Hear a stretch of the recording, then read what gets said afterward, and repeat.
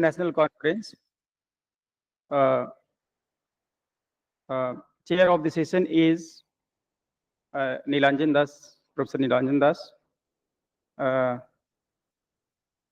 Please come, sir, here.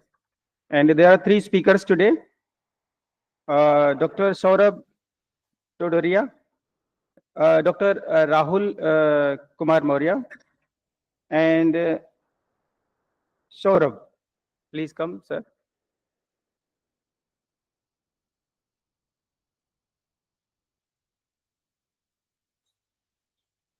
Chair of the session is Professor Nilanjan Das. He is Associate Professor of Philosophy at University of Toronto. He was an Assistant Professor, Faculty Fellow at New York University. He has completed his PhD in Philosophy from MIT and postdoctoral from University of North Carolina. He did graduation and post-graduation from Jadavpur University. His area of specialization is epistemology and South Asian studies. He has published research papers in some reputed journals and monographs. He is also an associate editor of Mind and Philosopher's Imprint. He is currently working a book on 12th century Indian philosophers and poet Sri Harsha. Some of his grants, honor, award he received are the following.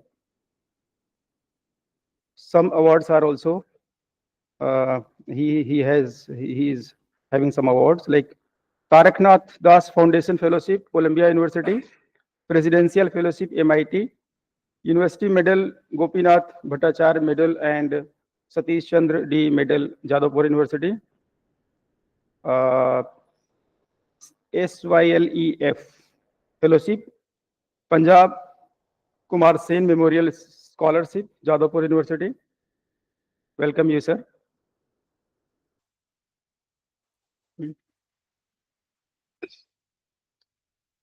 Today, there are three speakers. Number one, Saurabh Todaria, Professor Saurabh, I'm not able to pronounce this, forgive me. He is also, he's a assistant professor in Human and Social Science Research Center at IIT, Hyderabad. His area of specialization is phenomenology, Martin Heidegger, and continental philosophy. He has completed his PhD from JNU and postdoctoral from NIAS, Bangalore. He has published in various international journals like Human Studies, Journal of Dharma Studies, EPW, JICPR, Springer, etc. Kindly come, sir, and present your paper. Thank you.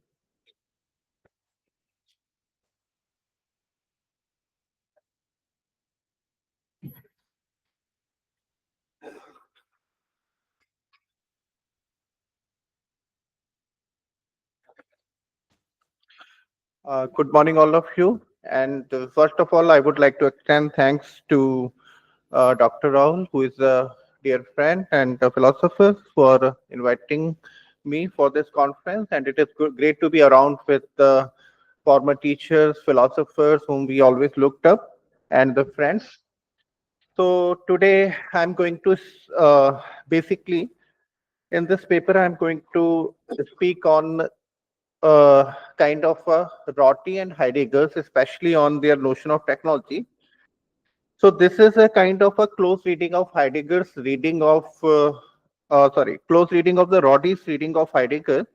And I'm arguing that the Rorty's reading of Heidegger basically suffers from two major shortcomings.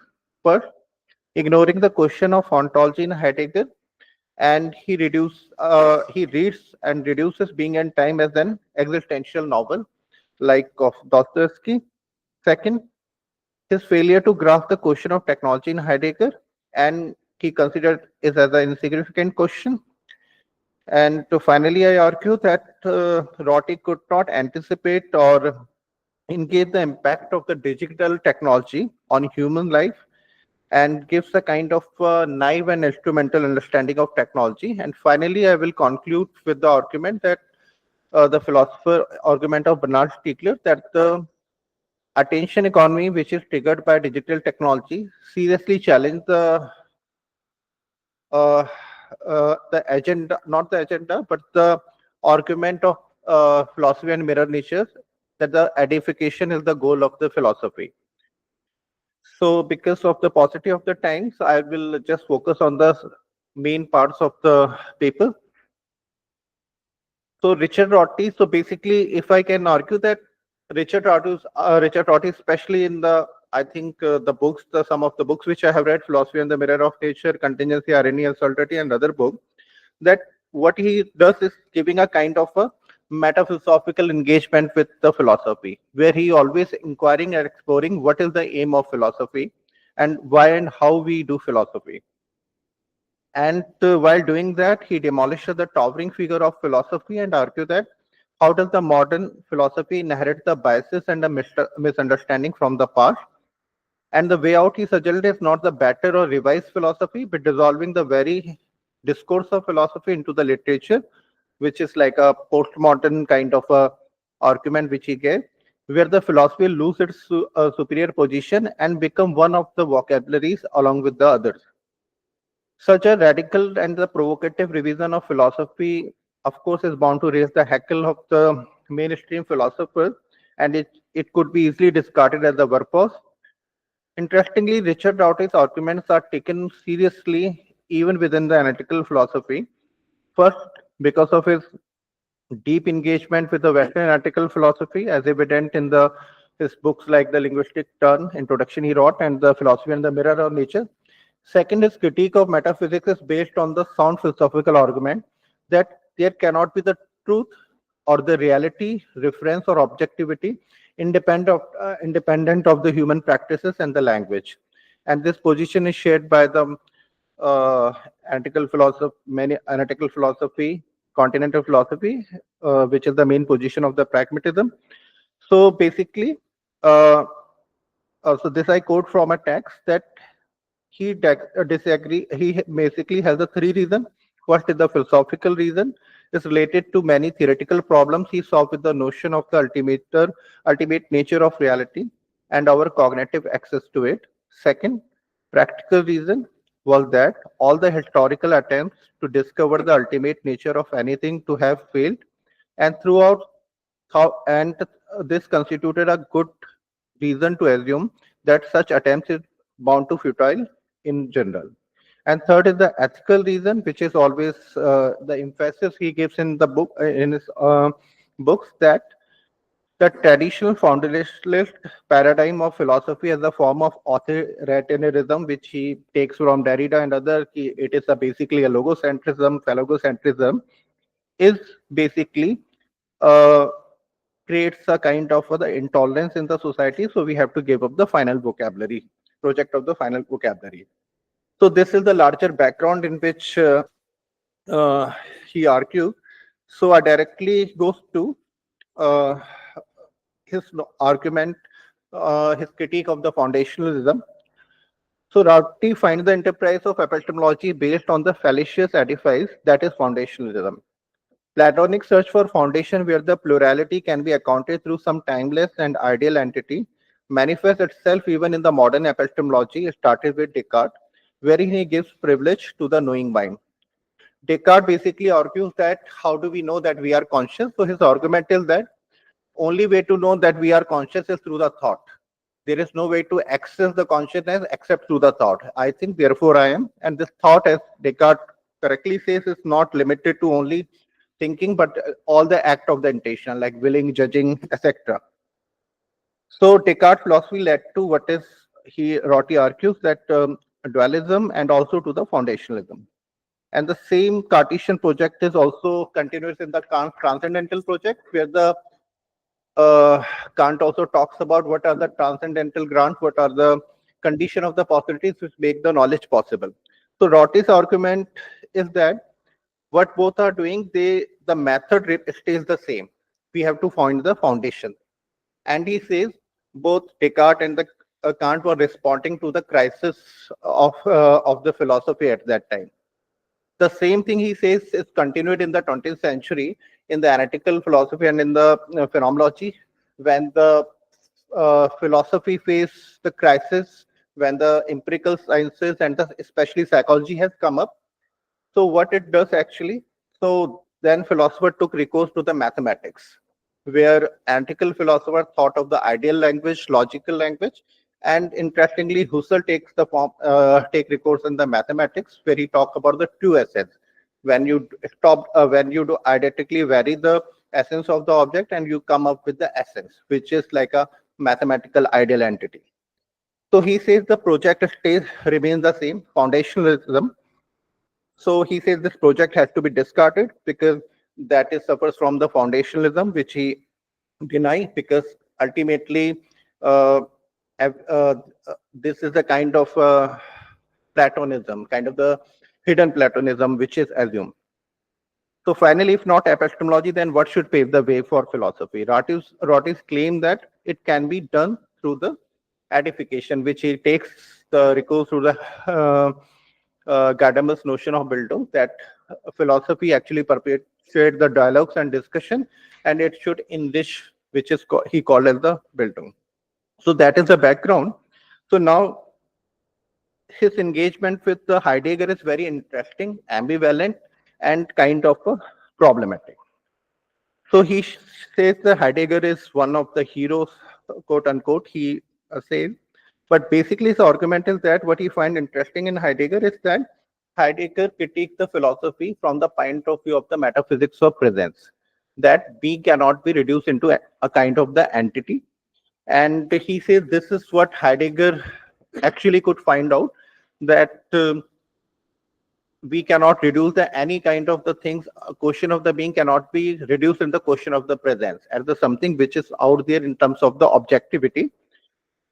So finally, what he says that, but Heidegger in this also succumbed to a kind of a nostalgia of the being. He talks about the being, that being could not be defined in terms of the presence as in terms of the entity, but at the same time, the being is actually a kind of a, he says, there is a poetic revelation of the being, where the being could be understood in the poetic manner, and which he argues Heidegger always goes back to the Greeks and to the Greek and the German language, and he said that is where the foundationalism and the nostalgia creep in Heidegger. So the what I'm going to argue, that Rorty's reading, Rorty's critique of philosophy is not taken the question of the being and time seriously. First, in the philosophy and the mirror of nature, his critique of the philosophy is on the based of the epistemology. But in the existential philosophy, especially in Heidegger and Sartre, what they are doing is basically they are not thinking the philosophy from the point of view of the epistemology, but from the ontology, and that is the ontology of finitude. So Rorty's reading of Heidegger is compelling. However, it is Rorty's Heidegger who missed the chance of being a full-fledged pragmatist despite reaching so close.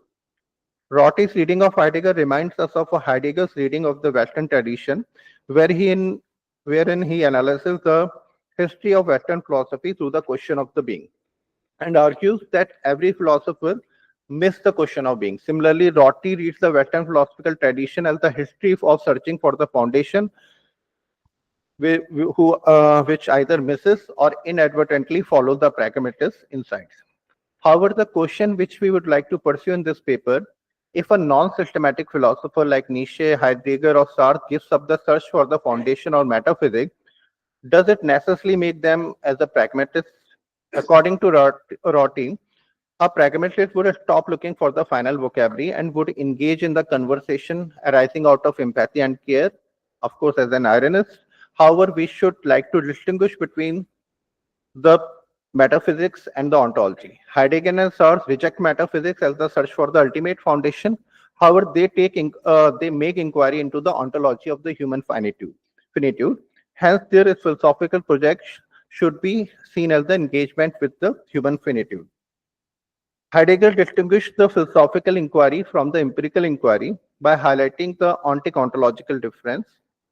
So basic his argument is that there is the two kind of the ontic inquiry which goes in the inquiry of the which is basically the empirical inquiry when we define the things, and ontological inquiry is a basically inquiry into the human existence which asks the question of the being. So his fundamental position is that human cannot be read like we study the objects in the world. So So Rorty's argue that if Heidegger were given the option of being either as a Platonist or as a pragmatist, he would have agreed with the being pragmatist. The ontology of the design should be read as the ontology of the Western design and not as the fundamental ontology as Heidegger argues. Heidegger's search for the authenticity rooted in human existence arises from the belief in the truth of human existence. For Rorty, there cannot be any distinction between the inauthentic and authentic existence. The search for the authentic mode of existence is the remnant of metaphysics in Martin Heidegger. However, in Heidegger's question of being is evoked not as a metaphysical query, but more in relationship with the forgetfulness.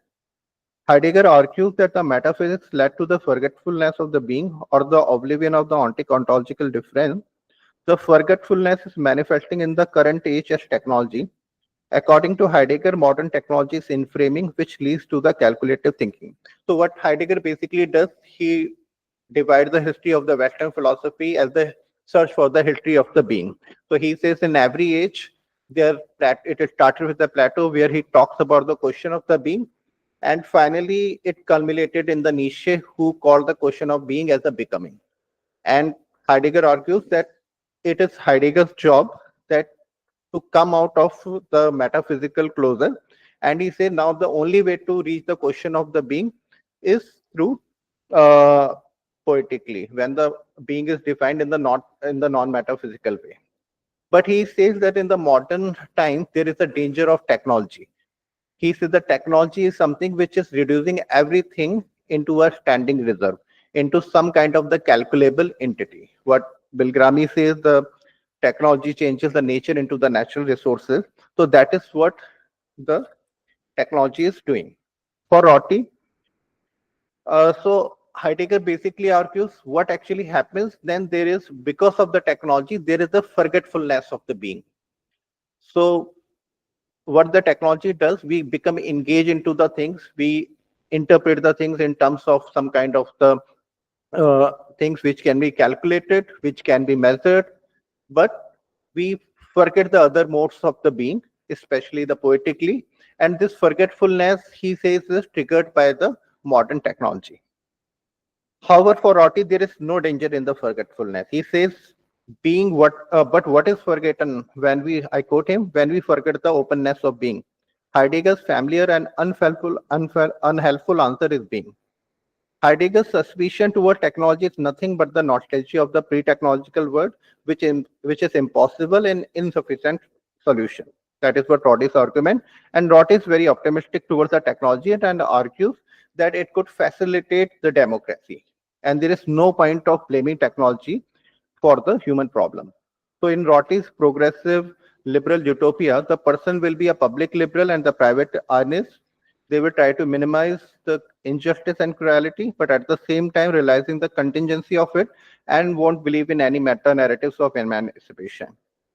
So he does not perceive the technology as a threat to the realization of what he calls as the liberal utopia. And of course, at this point, Heidegger would part the way with the pragmatist Rorty because Heidegger believes in the authentic existence which humans can have with themselves and with the environment around them.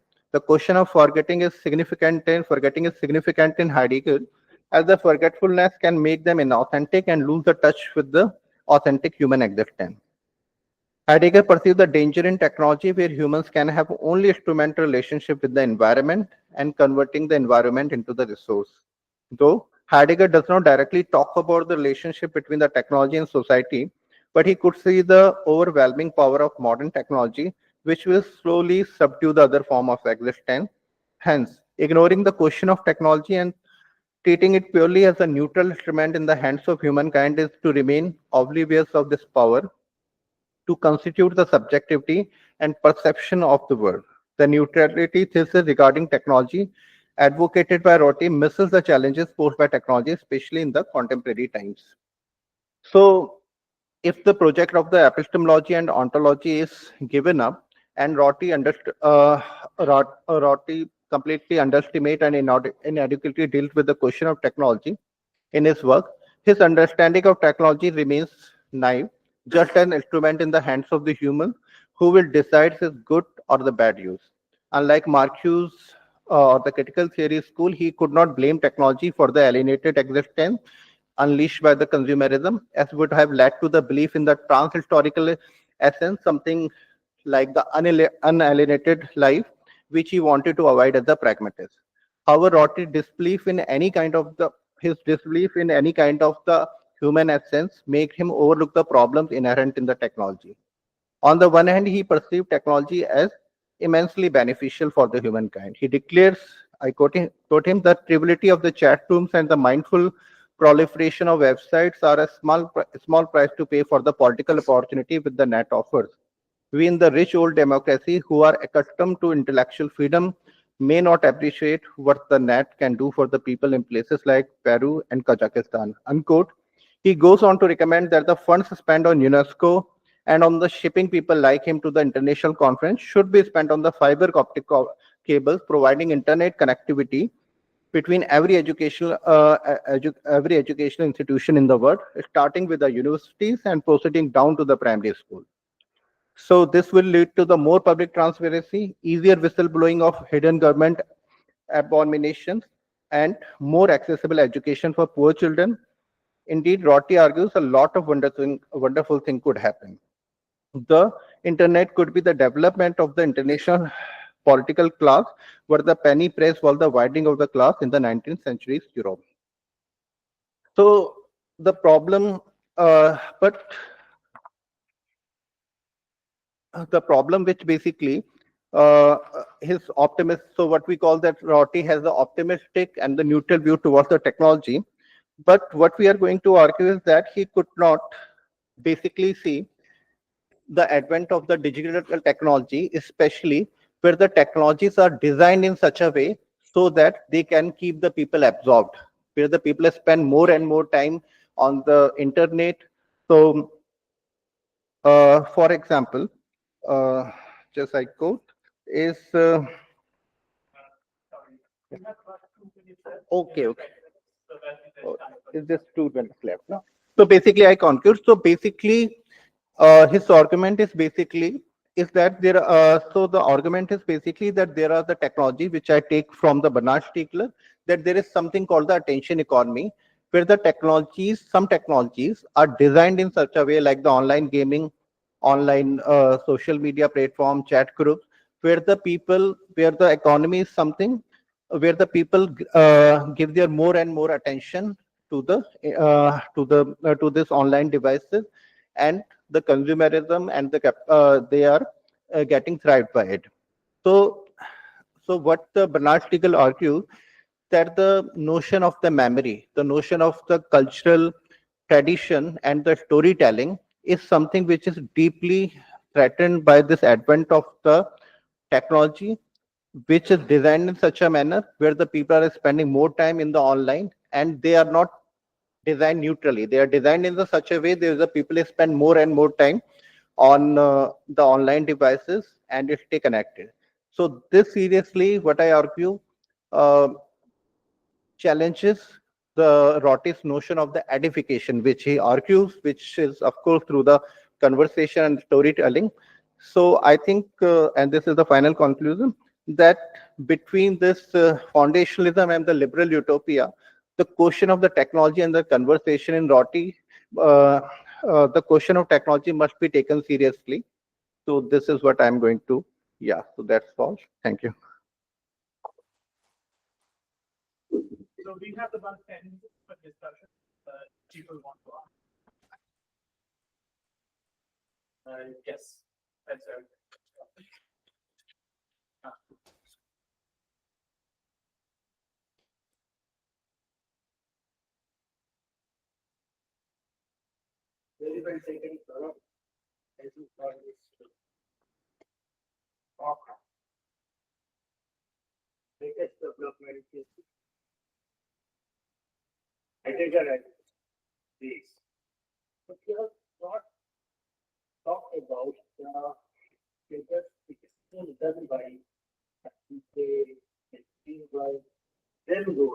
Hmm.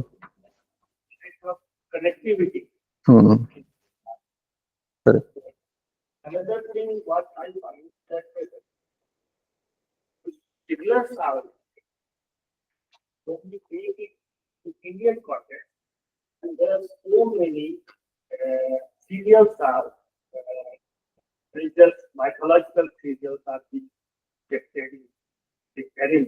Hmm.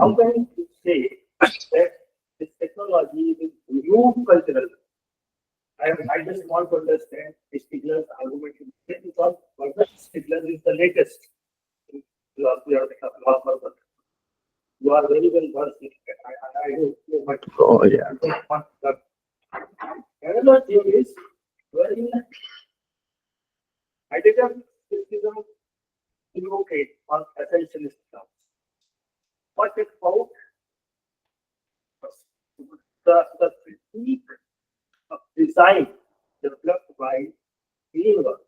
Hmm.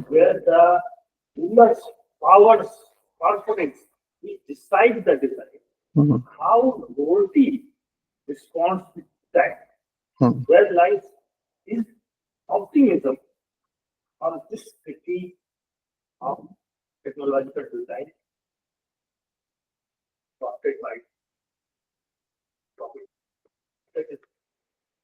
Thank you, Dr. Alu. And yeah, one is like because of the paucity of the time, Marcuse I have taken in the passing. Basically, Marcuse, as we know that in the basically from the critical theory, so they have argument that there is a kind of the technology, something which is the kind of which is considered like creating a one-dimensional man. And he asks basically argues how like there can be the aesthetics, through the aesthetics you can come out of this one dimensionality.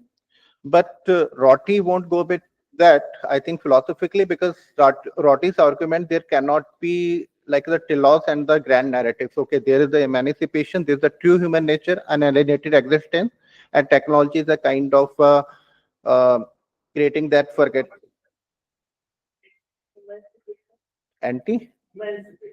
So his argument is that when you say the emancipation, that is the foundationalism, according to Rorty, because emancipation is grounded in some kind of that. So his basic argument is there can be a kind of the public variety of the like public discourses, but there is a people will see the cruelty and they will through the imagination they will reduce that. And but at the same time they are idle. They know that they are doing that, but there is no kind of a truth behind it. So that is the public liberal as far as my understanding goes. Feenwerk's critiques of the technology. We recently had, as I told you, the discussion with Feenwerk online, and I asked him the same question on Heidegger. His argument stayed the same. His basic argument is that okay, there is one way Heidegger says there can be variety in framing, different way to be inframed in, say, he says in the Italy and Europe, and different in the Delhi's pollution. And because he has a positive view towards the tech, there is no problem in the technology. He called Heidegger's as a deterministic framework, but still I'm not very sure of his argument. I hope we'll engage with him more. Third is of the Steigler's argument of the TV serials, and you talk about in this paper, and I think the his argument is basically based on the attention economy, that how some technologies are designed in such a way so that the people absorb more and more time online, and that is the algorithm. So because I teach in the institute, so algorithms are designed in such a way that the people spend more and more time online. More they spend time on the online, so more profit the people can generate.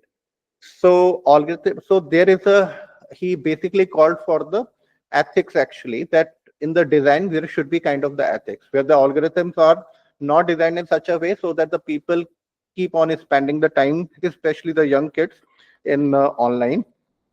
And who? I think he basically talks about the about the ethics, I don't think I have not read in that because he basically talks about the ethics of technology. And finally, I think about your final was of the design. Yeah. So you talk about the design in the field work. So his basic argument is that technology is not bad, but it's the design. So ruling class or the hegemony will always create the technology which will perpetuate the hegemony and all these kind of the thing. But once the technology goes in the public realm, he says the people participate democratically and can change it. So that is why he says we have to intervene through the design. Yeah, so that's what. There was another hand here, gentleman.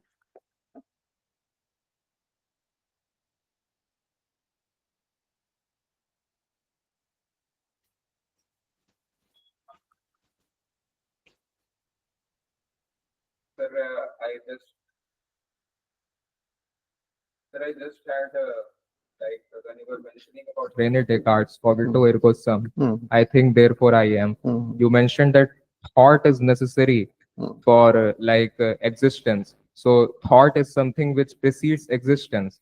But I would just like to have your opinion on the viewpoint. I'm proposing that I am, therefore I think, because there are two examples I will give. Like in deep sleep, there is no thought which is there, but when we wake up, we say that there was something. There was we were there.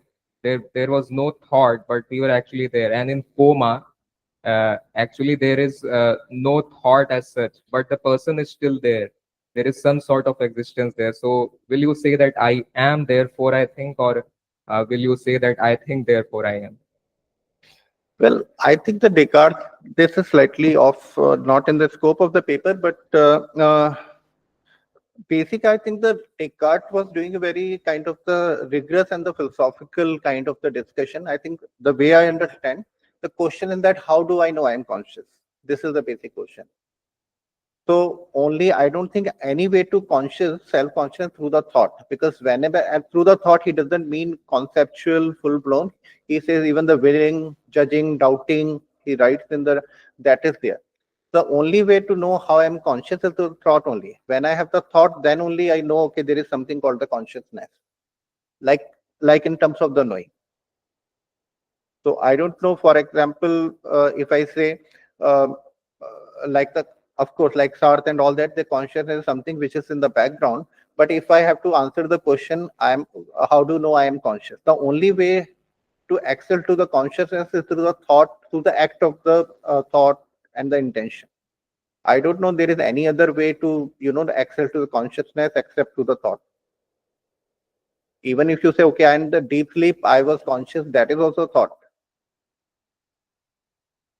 Um, I think we are out of time, so maybe we should one more again. I saw that hand behind first. Yeah.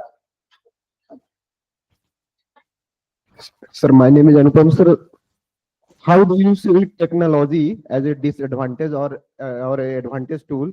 As Rotary says, he is very optimistic about technology and pro-democratic. But today we see that the big country like America and Israel uses Pegasus and to destroy privacy and overthrow democratic government. So the question is, important is who controls the technology, a state or individuals?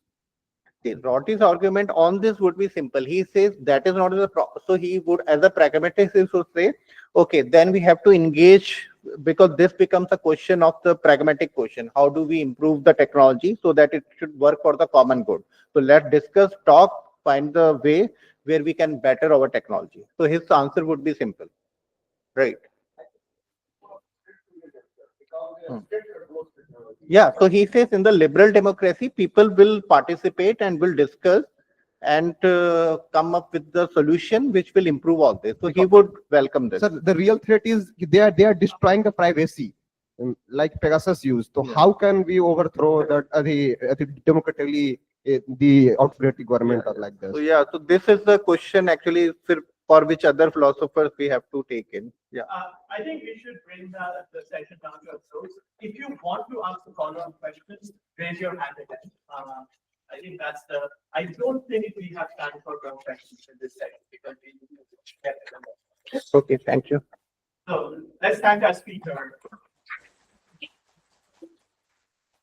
Thank you, Dr. Saurabh. Next speaker is Dr. Rahul Kumar Maurya ji. He is presently working as assistant professor, senior assistant professor in the Department of Philosophy and Religion at Banaras Hindu University. He was at Janki Devi Memorial College, University of Delhi, as a guest, not as a guest, but as ad hoc. He has completed his MPhil and PhD from Center for Philosophy, JNU. He did his graduation and post-graduation from University of Lucknow. His area of specialization is philosophy of language, epistemology, immanence of reason, and contemporary pragmatism. Now he is going to present paper on deontology, deontologizing ethics, the interface between pragmatism and Buddhism. Please welcome, sir. Please come.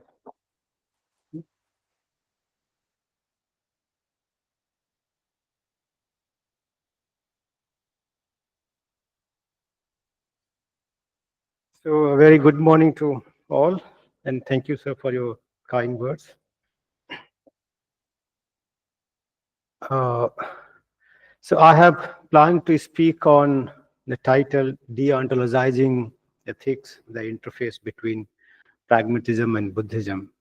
So let me just make one disclaimer kind of thing, that though I have worked on Putnam and Roti, but in Buddhism I'm very new.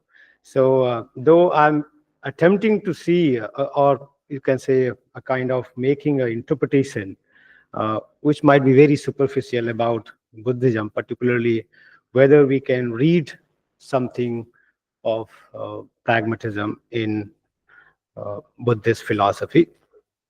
But before we come to that, I would like to argue against the metaphysical status of ethics. And it goes also against, in general, that Putnam and Rorty both have been arguing against the metaphysics in philosophy. Now, this metaphysics actually begins from Plato onwards, where these philosophers, particularly Plato, believe that there are forms, right? And the forms are real, and the material objects or objects in the world, they are copy of those kind of forms. That is where Plato becomes a sort of inflationary metaphysics. That is where he establishes. Now, with this metaphysical tendency, which has been available in Plato, in Descartes, in Kant, there also comes a sort of philosophical duality or dichotomy. Dichotomy in terms of mind and body, or subjective and objective, appearance and reality. And even when we come to morality, Rorty would say people makes a distinction or a dichotomy between prudence and morality, right? And it is all connected with a kind of metaphysical project which philosophy has been engrossed into for long time. So this entire you can say the traditional philosophy, right, until Hegel, it has been all metaphysical. And it is with Hegel where the historicity has come into existence. From there, people started seeing that there are no such metaphysical realities available beyond a kind of history or culture or the language. So these metaphysical entities have not been accepted or critiqued by these philosophers who believe the role of historicity in making a kind of claims about the truth or making claims about the ethical principles or reality. So, I mean, Putnam says that these philosophical dualities are bound to happen only because the philosophy has been misguided, right? Because it believes in the possibility of metaphysical reality, and that's why the question of appearance and the reality is something which is hidden, which is behind, uh, that can be a kind of anchorage point from where this appearance can be really understood. Now, similarly, there can be a distinction between subjective and objective, and there can be distinction between abstract and concrete. Now, the ethical principles which are there talked about by Immanuel Kant. Immanuel Kant does talk about ethical principles which are uh, categorical imperatives, right? And these categorical moral imperatives are a kind of universal and absolute, where no modification, no challenging of those uh, moral principles becomes possible. And it is also interesting to note that Immanuel Kant's project of enlightenment actually uh, came against the excesses of uh, religious dominance or the dominance of the churches, right? Where the religious authorities have been prescribing and providing the goals, so-called quote unquote, the goals of the life, how one should live. And there were no alterations possible, there were no challenges possible, there was no scope to create any new meanings of the life. That is where Kant has argued that the religious authorities don't have to tell how should we live or what should be the goals of our life, right? The human beings can make their own purposes, can make their own goals, right? And they can intervene into the matters of public importance. Now, with that, the original purpose and intention of the Enlightenment project, which Kant has carried on, it was to bring the individual freedoms into the main discussion, right? Because under the excesses of religious authorities, the individual freedom was completely missing. So the main project of Enlightenment project was that individuals must exercise their freedom. They should be at the center to decide what is right for them.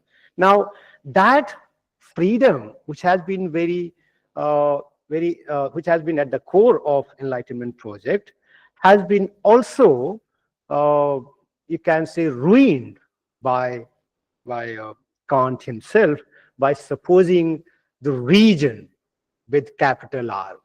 Now, Rorty and Putnam, they all are arguing that within the religious fold, there happened to be a God who was sovereign and who was being able to know everything, or the God's eye point of view was possible from the God.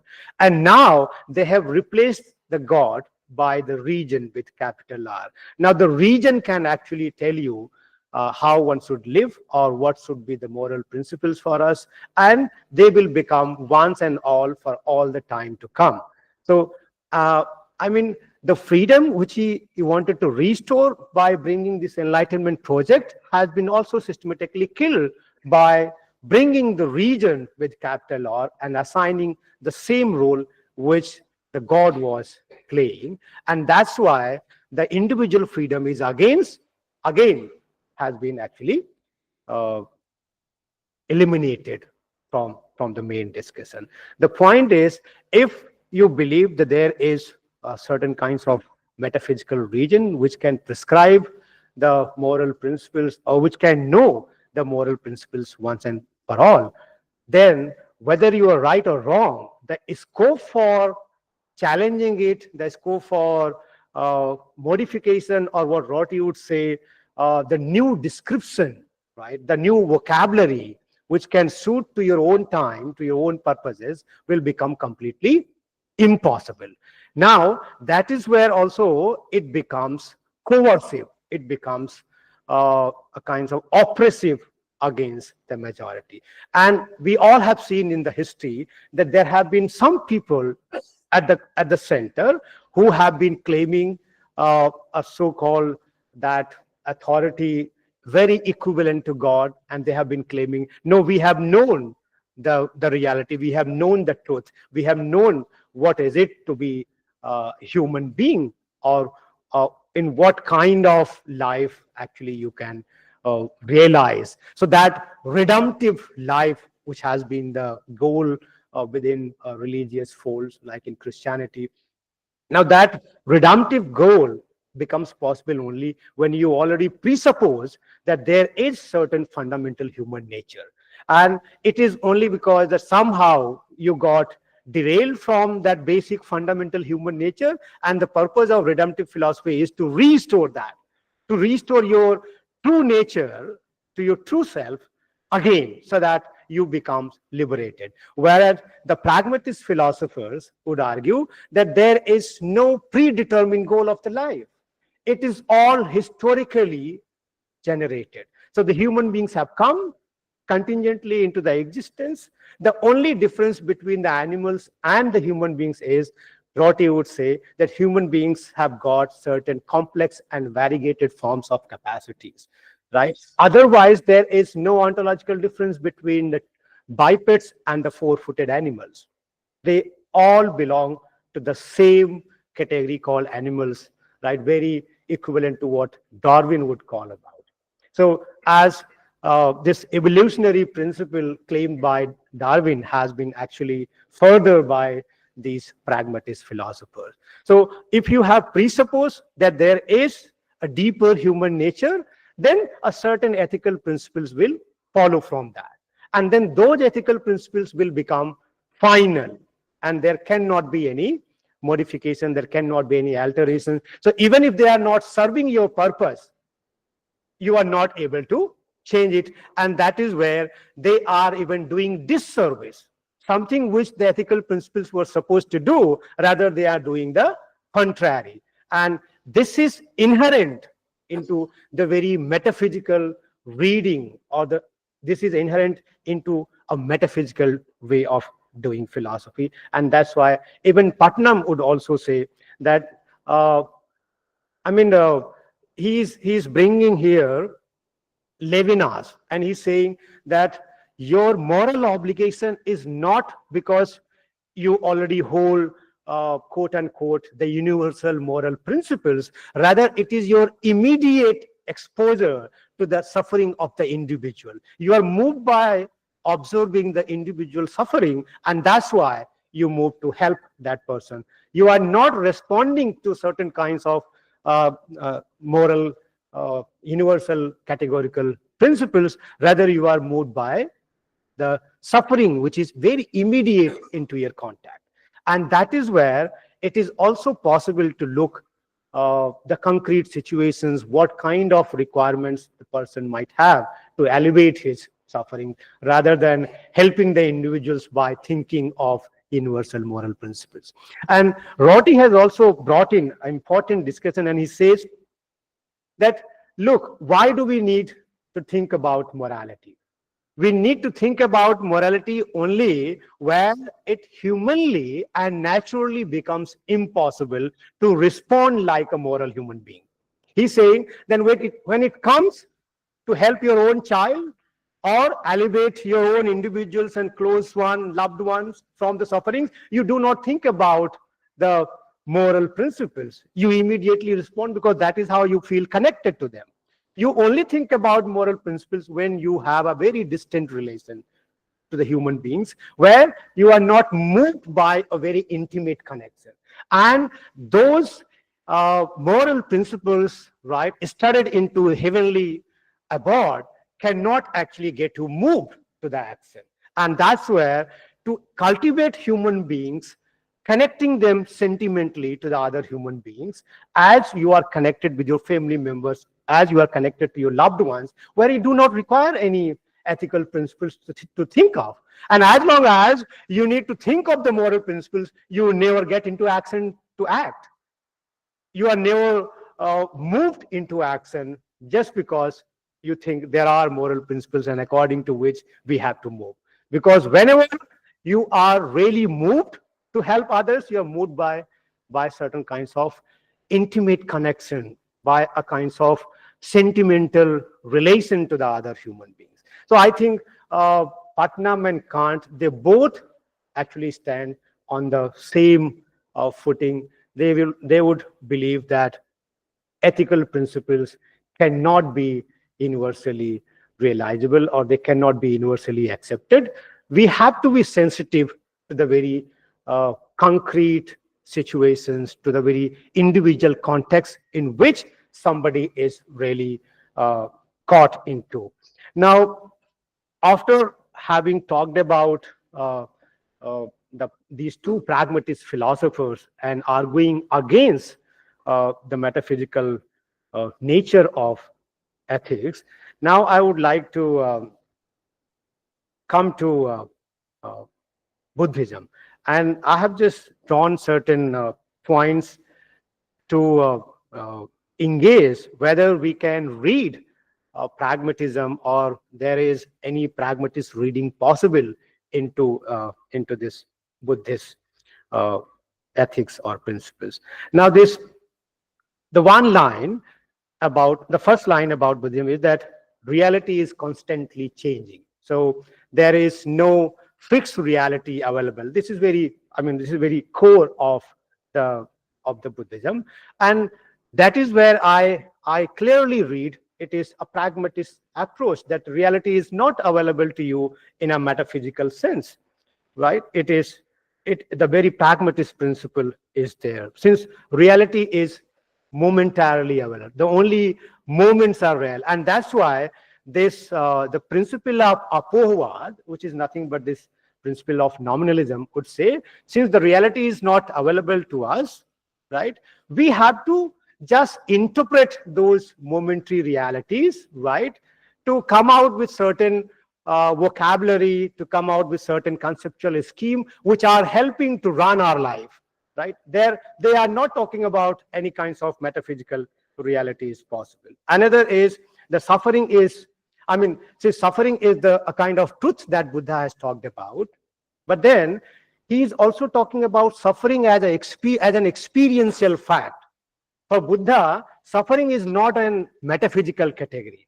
It is an experiential fact, and then we need to eliminate it. We need to work out to eliminate the suffering. And that is where his principle of dependent origination also reinforces the idea, or emboldens that idea, that everything is causally connected. There is nothing metaphysical, right, which is predetermined in any kind of any possible way, right? So there is something because something precedes, right? So there is a cause, and that's why some effect is arising. There is nothing that goes beyond this world. He is explaining everything possible within this world only. And that's why he says the ethics of Buddhism, and I'm just quoting one discussion in the Majjhima Nikaya, right, where Buddha responds to Rahul, right, and he is talking about the criterion of ethics. He says, Rahul, if there is a deed, Rahul, you wish to do, reflect thus: is this deed conducive to my harm, or to others' harm, or to both of them? Then this is bad deed entailing suffering. From such a deed you must resist.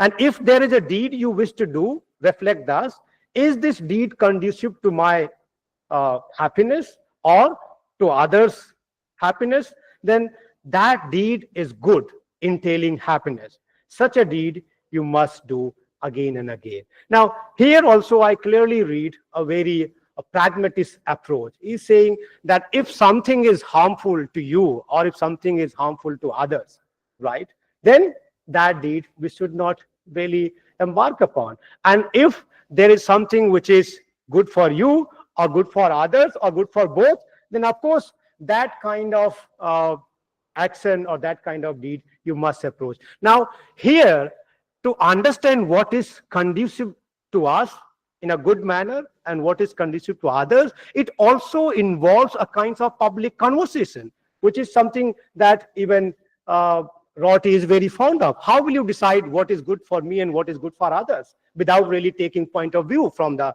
other human beings? It really brings in a very big way, a kind of conversation to decide upon what is good and what is bad for us or for others. And then the theory of meaning, Artha Kriya Karitva Siddhant, which is very similar to what pragmatist philosophers would say, that there is no truth, but if any belief is very leading to the successful results, then you can call it true. It is as a complementary idea that you would like to call some proposition true. Otherwise, there is no truth in a metaphysical way, as the traditional philosophers have been thinking about. So this is what I would like to submit to you all, and to those particularly who are experts of Buddhism, to give me some advice in which direction I should really think. So thank you. Yeah. Okay.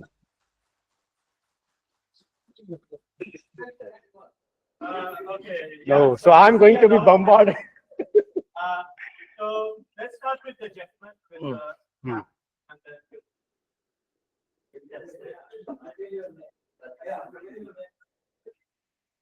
Have I taken much time? With it? Okay, good. My name is Pramod Bagre. I'm associate professor in this department. Uh, so I have some questions on your presentation. You argued that Kantian ethics was anti-theological, but I doubt this statement. Actually, when we read Kant carefully, we find that Pietism, a strand of Christianity, has exercised deep influence in this categorical imperative because he was born in that Calvinistic tradition. So modernity has a deep connection with Protestantism. Okay, Protestantism as individual, where individual conscience becomes the arbiter of all truth. So there is a deep connection. So Kant's moral philosophy is deeply permeated by a kind of theological approach. This and second, uh, the kind of emotivism with regard to ethics.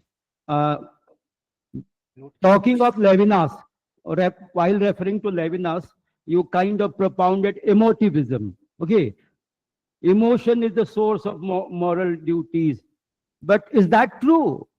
When we reflect upon history of, because Roti is for historicization of philosophy and knowledge. So if we reflect upon the history of humanity, we find that there have been many evils like untouchability, slavery, without arousing any kind of sentiment in the majority of people. So I would say we need a certain trans-historical, okay, certain absolute principle if you are to lead a moral life. Thank you. Okay, so thank you, sir, for really raising your brilliant questions. And I believe in your first question, you have actually clarified me further, something that I missed out.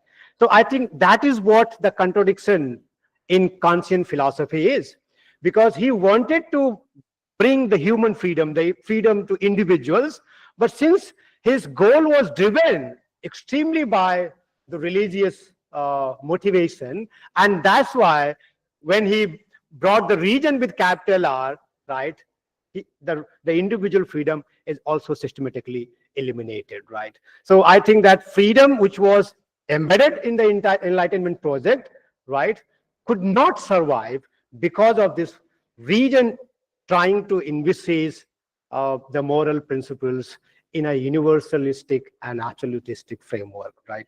So I think you have beautifully brought out the contradiction which was there in Kant's philosophy. And second question is, you're saying, since I've talked about moral principles connected to the feelings and emotions, right? And that could have led to another kind of human evil, right? In terms of restricting the freedoms of others and systematically making the life full of suffering.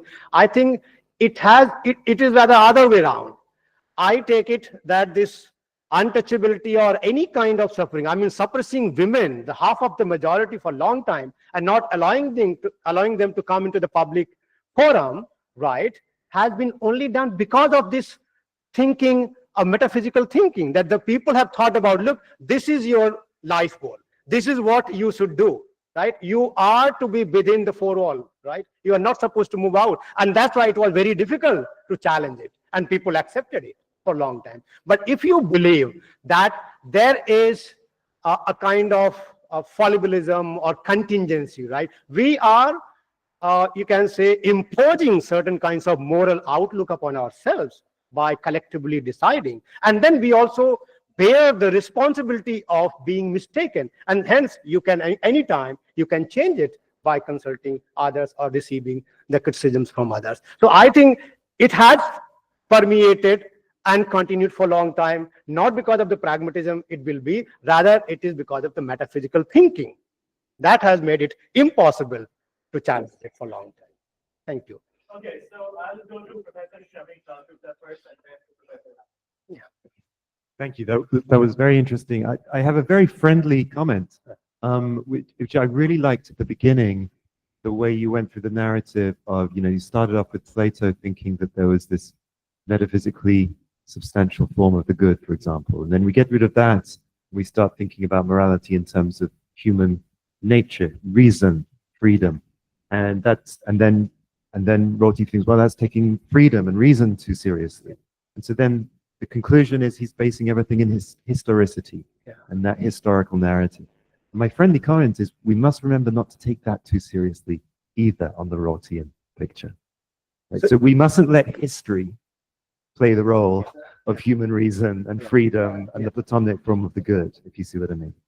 I don't think you were, and I don't think Rorty, when he's being honest with himself, does either. But it's very easy to start slipping into the frame of mind where history is now playing the special role that used to be played by reason. So I think all these pragmatist philosophers, they're saying that this region is a dynamic phenomenon. It is not static in a universalistic framework. It is evolving in the history, right? And that's why if you read John Dewey, John Dewey says about good, he says that evil is nothing but a rejected good. So that means in the history, something must have been accepted as good, right? It must have been accepted that it is good for women to stay within the four walls and not to come out in the public sphere, and that people accepted. That's why it has taken a long time to challenge it. It's true that history is changing. Yeah. But even the very concept of history. This is what I'm talking. This is a historical thing. Yeah. Maybe we don't have a lot of time, so maybe we can. Oh, Sandhya sir.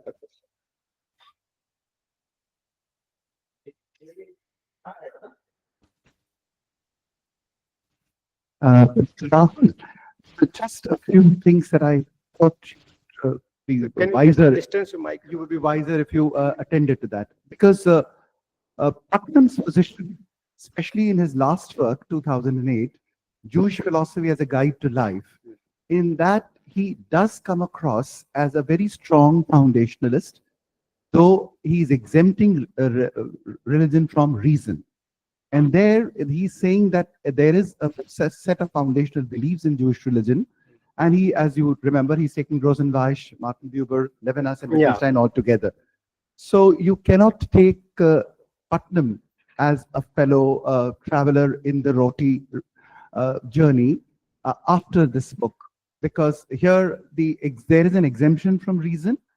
There is a foundationality of religious dogma and a complete submission in that case. That's one. The second is that very close to that, the thing that you very favorably quote, being immediately moved by suffering and taking the Kierkegaardian subjectivity's truth line. The difficulty is that this can be frightfully parochial, passionate, and also partial. And this is the precise risk against which people have been trying to get from Plato to Aristotle to Kant to get to a certain kind of distant, rule-governed uh, uh, theorization in ethics. Because if you have to choose subjectivity, how will you not choose Hitler's subjectivity? Again, another point where you were partially mentioning Apohavad as and quickly trying to put it with the anti-foundationalism, that would be wrong, because Apohavad is precisely a theorization about language and the way it functions with reference to exclusion. And that exclusion may goes very well with foundationality as it can go with anti-foundationality. It's only a certain kind of a negation over there. The conclusion that you are constantly drawing is between experiential and metaphysical, which I find a very strange binary. It is on the one hand experiential and rationalized, metaphysical and anti-metaphysical, and the epistemic fallibilism that everybody is wanting in terms of contingency is not necessarily going counter to the kind of foundationalism that has been accepted by a large number of people, including the empirical realists of the analytic tradition.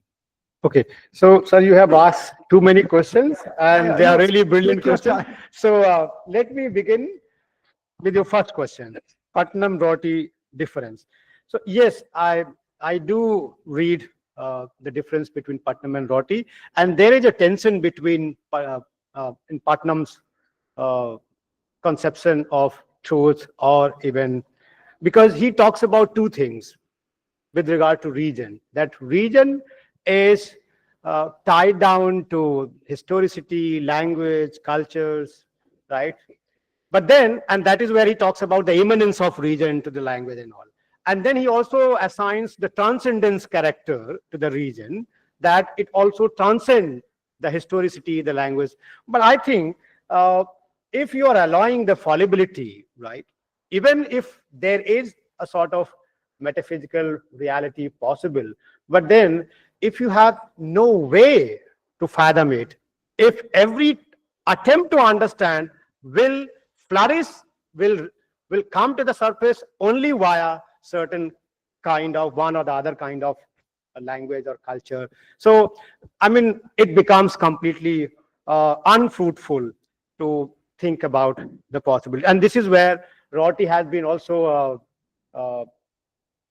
asking Putnam that you are almost saying everything what I'm saying, and still you are trying to maintain distance from me. Another thing you talked about the subjectivity, truth has subjectivity in terms of Kierkegaard, and which can possibly lead to Hitler. I think that risk doesn't lie with Rorty, because there is a difference between individual subjectivity and mobilizing the communal solidarity.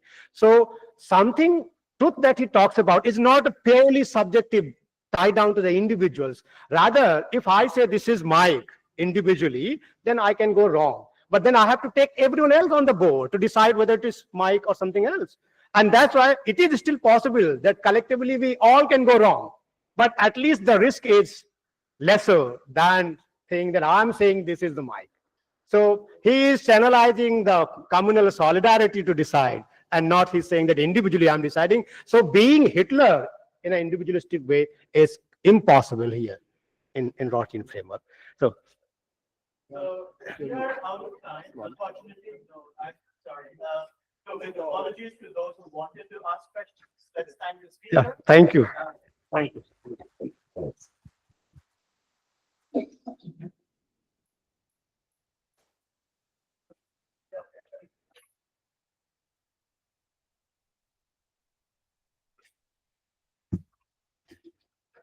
Thank you, sir. Next speaker is Dr. Saurav Ravish. Sustrut Ravish. And his topic is pragmatist reflective equilibrium. Dr. Ravish is an assistant professor at IIT Kanpur. Formerly, He served as an assistant professor at OP Jindal University from 2021 to 22. Dr. Ravis holds his PhD and postdoctorate fellow at Department of Humanities and Social Science, IIT Mumbai. He has published research paper is in some reputed journal, national and international. Some of the honor award he received are award by Italian Society from Analytic Philosophy for participating in summer school on contemporary epistemology conducted by University of Urbino, Italy. Best Essay on Public Philosophy award by the Department of Philosophy, National Institute of Advanced Studies, India.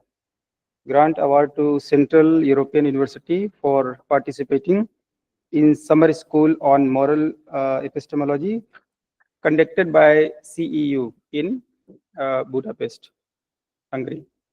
He has the recipient of Naik and Rastogi Award for Excellence in PhD Research from IIT Mumbai, 2020-22, and also SS Berlingi, yeah, prize and the Kumari Angha's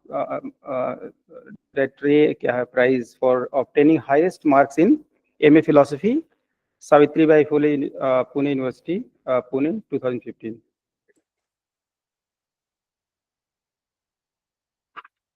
Dr. Ravi, sir, please come.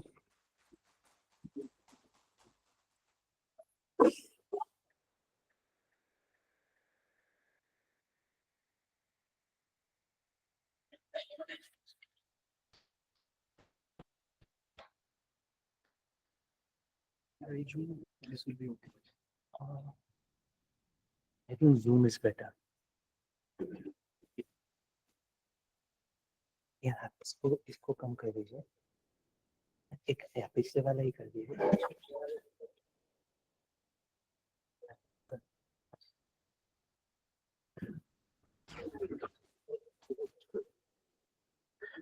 Hi, good morning, everyone. Like to thank Dr. Rahul for giving me this opportunity to present in front of such esteemed colleagues and philosophers.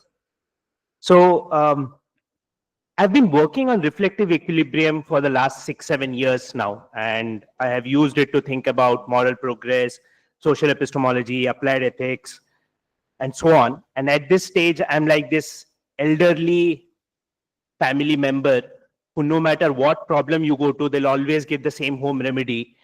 Take neem powder with honey or something. So this is my have you tried reflective equilibrium pitch. So you might scoff at this one trick pony, but by the end of my time, I'll try to convince you that this is a pretty good trick and a pretty good pony. Right. So when we talk about this is the overview of the talk. So I'll try to talk about what is pragmatic metaethics. Would you prefer it that way? Okay. Right. Yeah, thanks. Yeah, would zooming be better? Can you see the Slides. Right. Yeah, the voice is carrying better now. Yeah. So this is the overview of the talk. I'll try to introduce pragmatist metaethics. Then I'll talk about what I mean by pragmatist reflective equilibrium, and then I'll try to defend it from a couple of objections.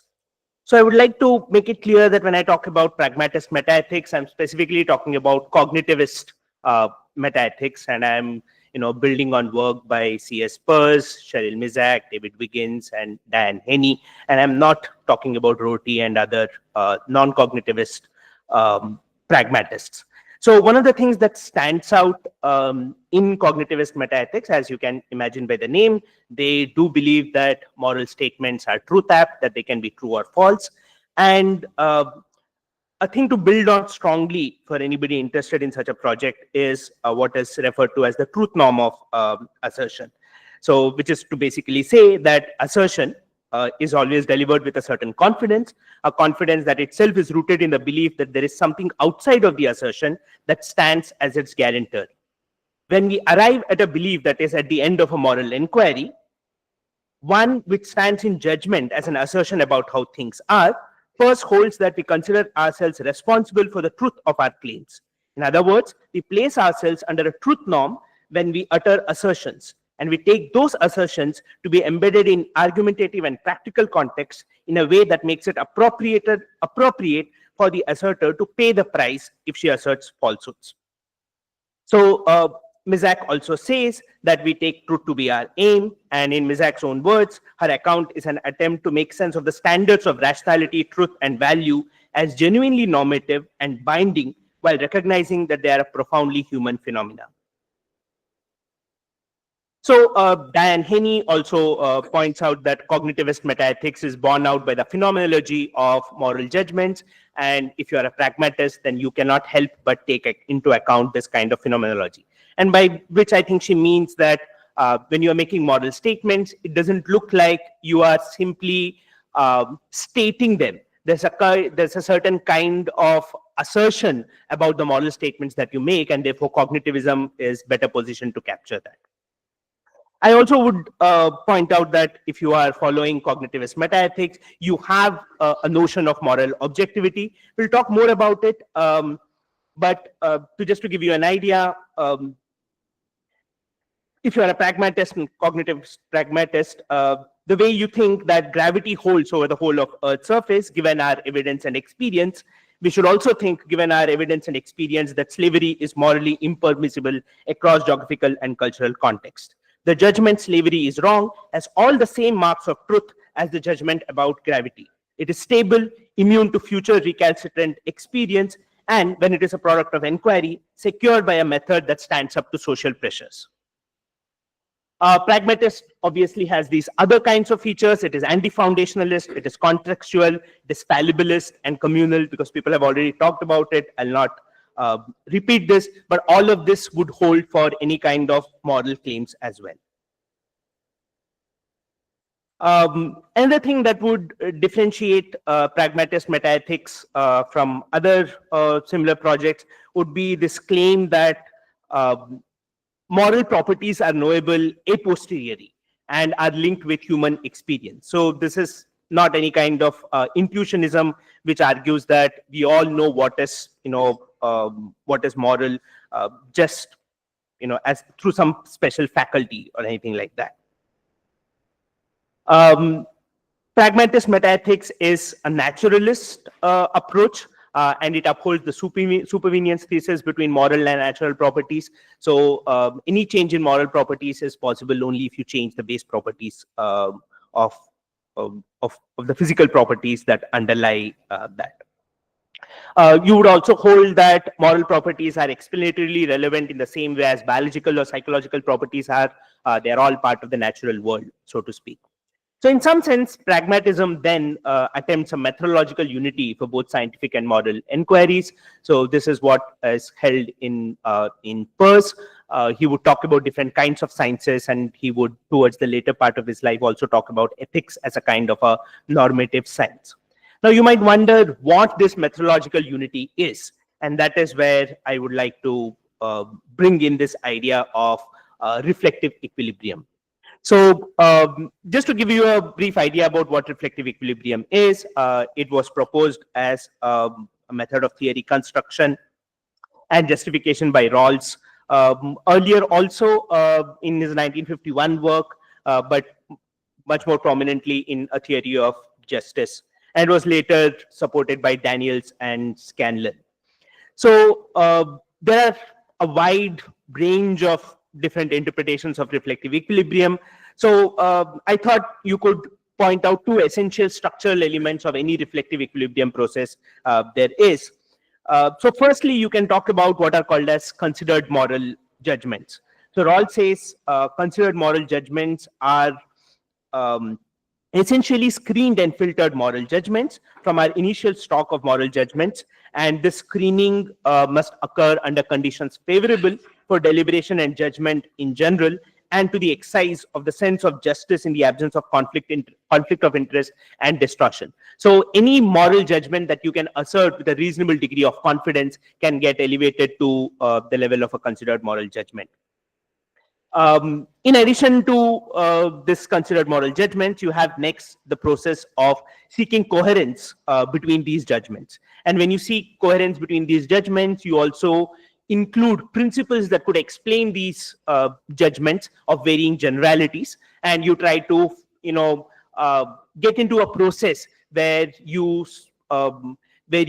find logical entailments, but you also find implications and a process of give and take and adjustments such that you end up with a maximally coherent kind of system. This would be what Rawls would call as a narrow reflective equilibrium. After Daniels, we also have this thing called as a wide reflective equilibrium, where along with judgments and these principles, you also have background theories. Background theories about our cognition, how we make judgments, our decision theories, all that gets tossed into the mix. And then when you establish a coherence, that is what Rawls would call as the final state of reflective equilibrium. So this is the traditional interpretation of a reflective equilibrium. What would be a pragmatist point of departure for these things? So firstly, Rawls himself tried to stay away from these questions of moral truths. Right?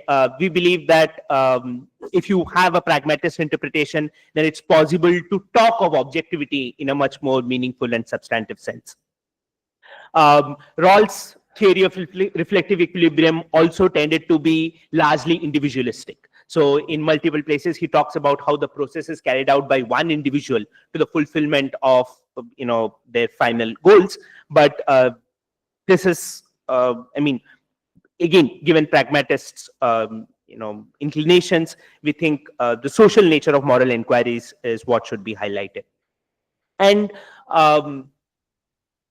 most often, reflective equilibrium is also suggested as a theory to obtain moral knowledge. And I believe it is possible to replace moral knowledge with moral understanding with much better success if you're looking for reflective equilibrium as your method. So this is broadly how I would picture this. You could add understanding as the final goal, but you have these two processes of considered moral judgments and coherence-seeking operations. And if you want to build in this objectivity and sociality, these are the elements that I'm pointing out could be highlighted in pragmatist theory to help you achieve that. Let me go one by one. As far as considered moral judgments are concerned, if you're a pragmatist, you would believe that observations will play the same role in moral inquiry as they play in other kinds of empirical inquiries. So moral properties, again, if you're a pragmatist of Peirce, Mizak, and that shade, you would believe they are not very different from other properties that naturals, and natural and social scientists actually study. Another thing here that sort of helps anybody who's interested in giving this kind of interpretation is the idea of experience that Peirce has. So Peirce has a very expansive notion of what is an experience. So he talks about internal and external experiences, and he talks about anything as an experience that would lead you to change your existing belief. That is how wide his notion of experience is. And with these considered moral judgments, you could talk about how we could have a weakly reliable moral beliefs. Now, why do we want to talk about weakly, reliable moral beliefs? Again, for the fact that this is what we have been, thinking about, and this has sort of served reasonably well. So you could start with these initial points and then start the process of reflective equilibrium and see where it leads you. So moral inquiry, again, under this, is a species of social inquiry.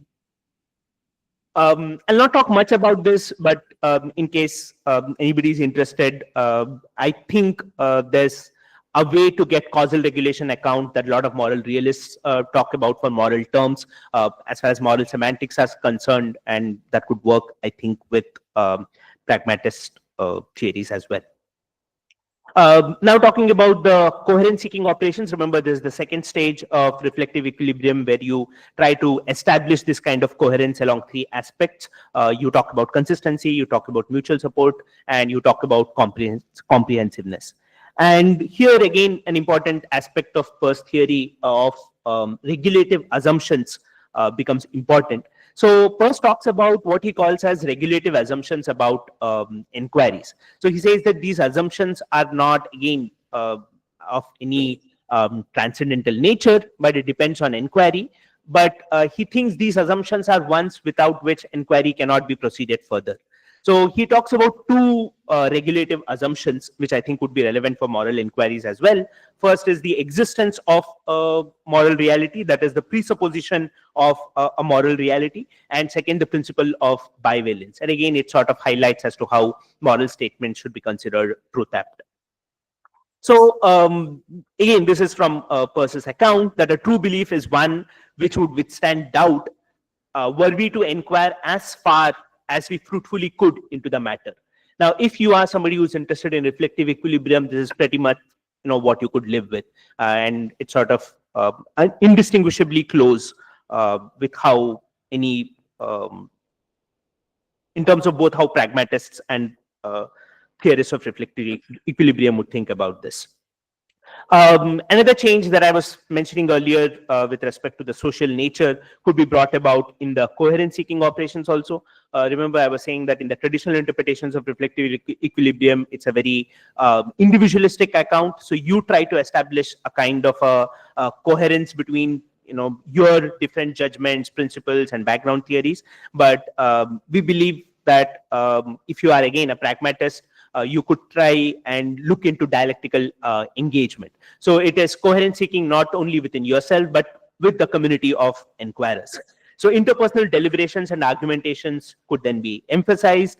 And if you do this, then it enlarges the menu of options by identifying new options. It involves comparison of deliberation among alternative courses of action. So it is much more robust than a purely individualistic account as well. So the last point of departure from traditional reflective equilibrium theorists is to take understanding as the goal of moral inquiry. So reflective equilibrium, when it is successful, gives you a holistic moral understanding.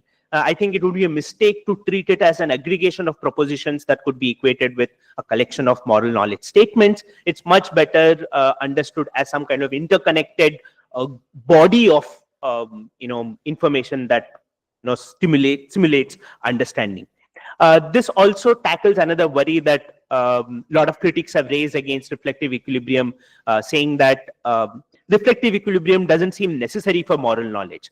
So if you are even slightly optimistic about testimony, then you would grant that testimony can get you moral knowledge very easily. You ask somebody whether something is right or wrong, and they tell you, and let's just assume that what they tell you is actually right, then you have moral knowledge about that particular of that particular proposition. But that doesn't necessarily mean that you have carried out the process of reflective equilibrium.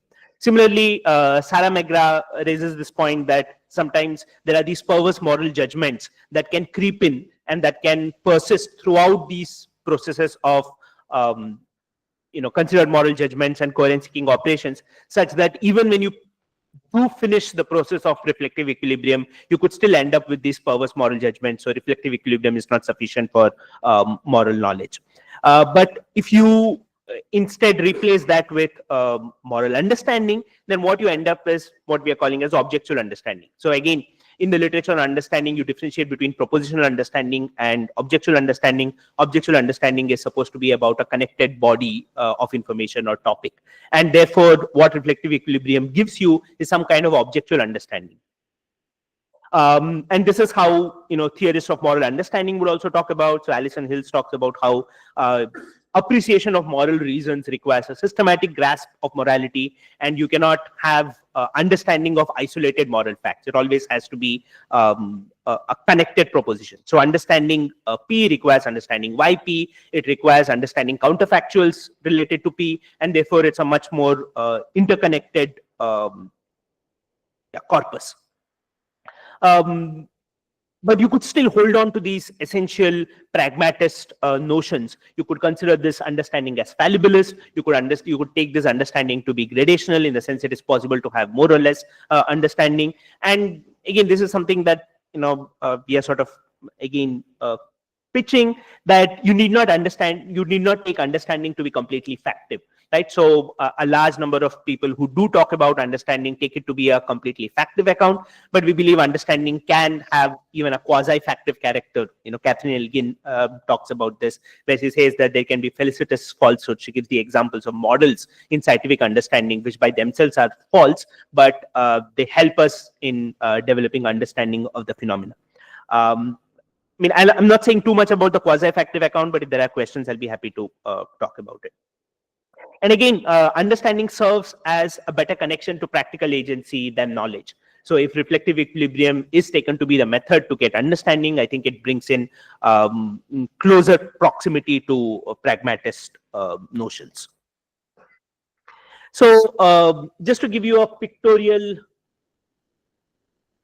representation, so you have these moral observations and experiences that is at the initial level of screening of moral judgments, and then you have this coherence through dialectical engagement where you have all these three combinations, and you end up with a communal ideal state of pragmatist reflective equilibrium. So a couple of objections that are raised against or that could possibly be raised against this version of reflective equilibrium. So first is with respect to objectivity. So critics might say that if you want objectivity, you need to have these initial inputs to be approximately true. And if you could question these initial inputs, then everything goes for a toss. So again, Karen Jones has this argument that reflective equilibrium is vulnerable to a garbage in, garbage out kind of process. So if it's considered moral judgments are false, then what you end up, even with more screening, is basically garbage. You could also question the reasoning process involved in the coherence seeking processes. So Sharon Street says that if your reason itself is confused, then you are basically sorting through contaminated materials with contaminated tools. So it just doesn't really matter how much of coherence you seek. You are basically doing it in a completely wrong tool, so to say. There's also worry from moral psychology by Jonathan Haidt and others who say that there's empirical evidence to suggest that your reason is not what you think it is. So he has this very famous paper of The Rational Tale of an Emotive Dog, where he talks about how our moral judgments are basically post hoc, right? You have emotive reactions to certain things, and then you post hoc generate judgments to go along with it.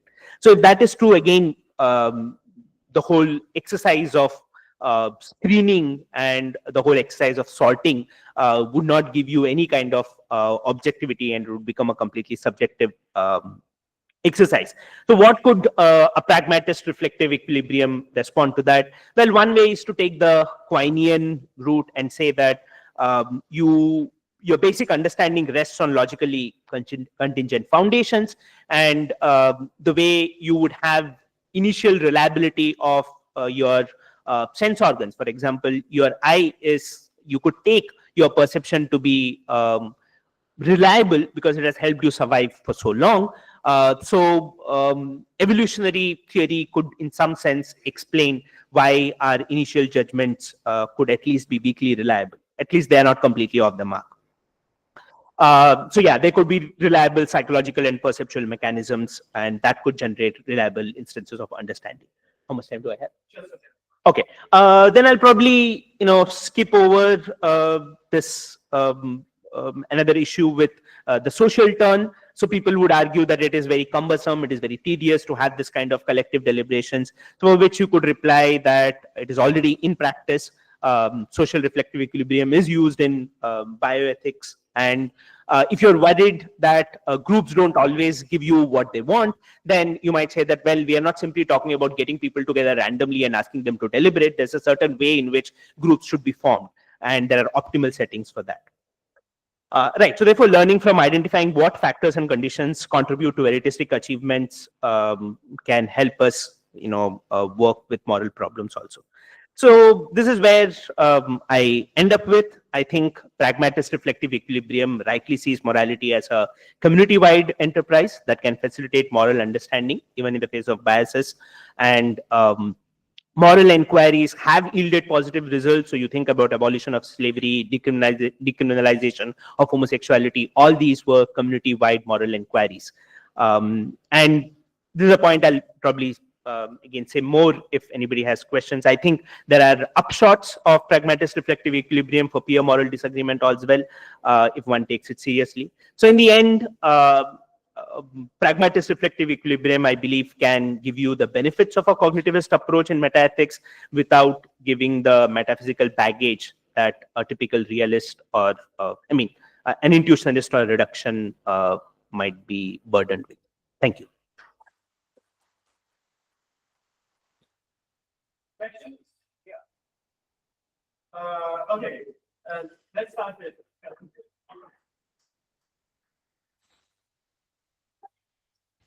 Thank you so much. And I should apologize. I had to miss the first few minutes of your talk. So I apologize if this question isn't right on point. With the slide on objectivity, just a request for clarification about what the dialectic is, because I would have thought that, one kind of objectivity that I think you get is kind of what you might call intersubjectivity. Right. So there's intercommunal agreements as to, and that on a pragmatist conception, if we've gotten rid of objective moral properties and truths and that kind of stuff, that's all the objectivity one needs. I mean, the Right. project is as a community to figure out what to do. That needs a certain amount of agreement. That's what your account gives us. And I think if someone says, well, you haven't got objectivity over and above that, the response would be no, and that's good. Right. But maybe that is what you were saying, and Right. I'm willing to work with this, weaker, quote unquote, notion of objectivity. But the only caveat would be you still build in the regulative assumptions that Peirce is talking about of the principle of bivalence, and that there is an external reality that is waiting to be uncovered. yeah, good. And that's Yeah. something we can agree on. That's Right, all coming yeah. because, yeah, good. Yeah. Excellent. I would draw your attention to maybe just Korea.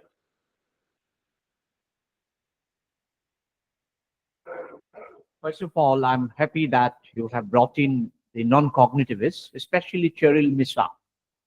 I would draw your attention to Henry Richardson's latest book, Articulating the Moral Community.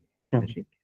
And the objection that is raised there in terms of individual experimentation, where individuals cannot gel together in a moral community, because a moral community has to be retrofitted somewhere, in terms of accepting a norm. And how a norm can be acceptable? Richardson says norm cannot be acceptable using democratic methods like contestatory mechanisms, representations, and all that. So how do you then continue with a socially embodied reflective equilibrium? Right. Like Keynes would say that it's a dynamic disequilibrium that will actually scatter any idea of moral convergence instead of bringing it together as a dyadic collection of individuals who agree on a norm. Richardson's objections. Right. How do you meet these objections? Cheryl hasn't met them at all. Right. Yeah. So there's some work in social ontology and epistemology on this. I have only briefly looked at it. Christopher McMahon has this book on collective, agreement and collective deliberations. So a couple of, initial responses could be that such an activity is possible only if people have common stakes and are willing to work with it. So if you think that there's no other way to get this done, and you have come over this idea of, might is right, and you think that there has to be some kind of working agreement, then you have to start with this idea that we have common stakes. And given that we have common stakes and we cannot just impose our will on the other, then probably you can have this activity of negotiations and deliberations and so on. But it does assume that people have that intention of negotiation. If that is lacking, I don't know how you can get this whole project off the ground, but you need to assume that people have this inclination to work together and form a community. Right. Yeah. Yeah, I mean, right. Sure, yeah, thanks. I'll have a look. Yeah. Okay. Dr. Ravis, I want to ask one question to you. While presenting your slides, you just pronounced the evolutionary theory and you said that the first perception and judgment is right. Could you make a brief explanation of this? What do you want to say? No, I think maybe you're referring to the Quinean justification that I talked about. So the idea is, how do we assume that our eyes are reliably tracking, right? I mean, if I can see an object, in front of me, why do I think that my eyes is giving me the right picture? Well, the idea is, if they were not so, then we as a species would not have survived. If there's a hole in front of me and I don't see it as a hole, then I would, as a species, we would constantly keep falling and killing ourselves. So the idea is, this is again the empirical kind of justification for that. So I believe that I have a reliable way of tracking mid-sized objects in the world, because if I was not, then I would not be here. That would be the broad justification.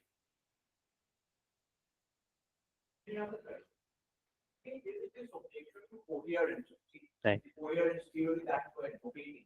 Can we be coherent about moral norms in accepting a norm and in ratifying that norm? Acceptance is fine, but how Right. do we ratify the norm? Yeah, I would again say through a community of inquirers. I mean, I don't know of any other way to do that apart from a community of inquirers. Right. So then, would you then say that institutions have a different ontology when compared to a community of inquirers? I mean, in group epistemology, there is some literature on whether they can be reduced or they cannot. I mean, I think that's from group to individual. Right. Uh-huh. Right. Mm-hmm. Right. So that maybe there is a response to, because then you could always talk about the composition of the group. So everybody agrees that a polarized group is unlikely to get many things right. So they just tend to polarize each other more. That is what I think you're referring to. But if you're slightly more careful in what should be the composition of a group, I think there's some empirical literature to say that there are some benefits to it. Okay, so if there are no more questions, let's thank the speaker. Thank you so much. In no time.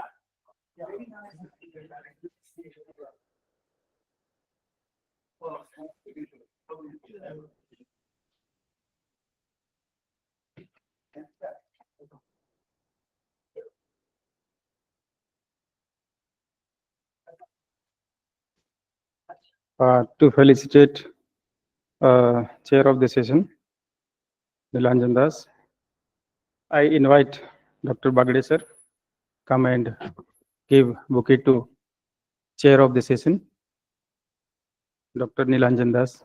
I'm not the character.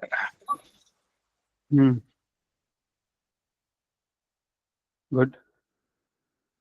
Now I invite Rahul sir. You give bouquet to Saurabh ji, Dr. Saurabh.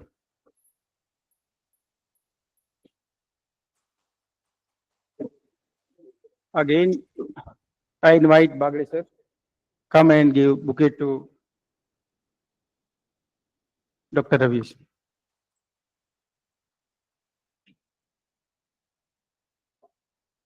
This session is over and there is a continuous session, no gap here. Next session will start at, okay. Thank you.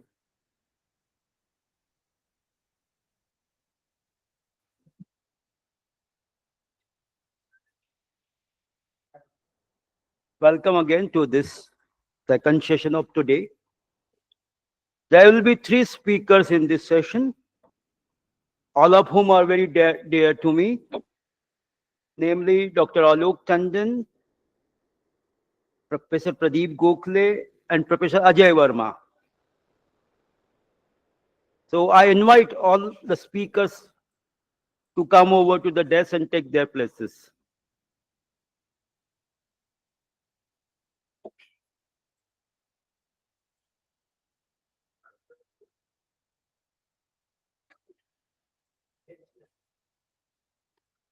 And this session will be chaired by Honorable Shashikala Nair.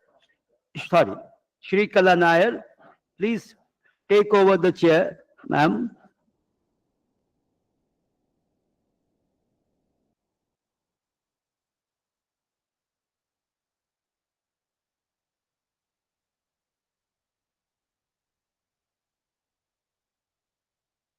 So it's time to introduce the speakers of this session.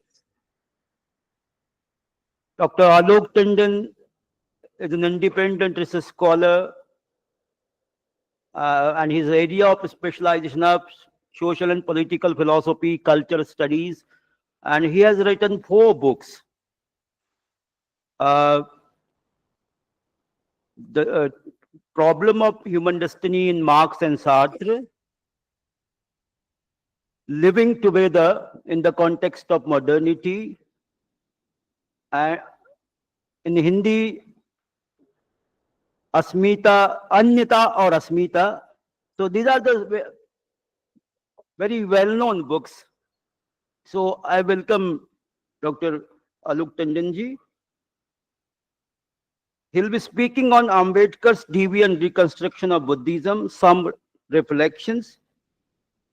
The second speaker will be Honorable Pradeep Gokhale, sir, and he is an exemplar of what a philosopher should be like.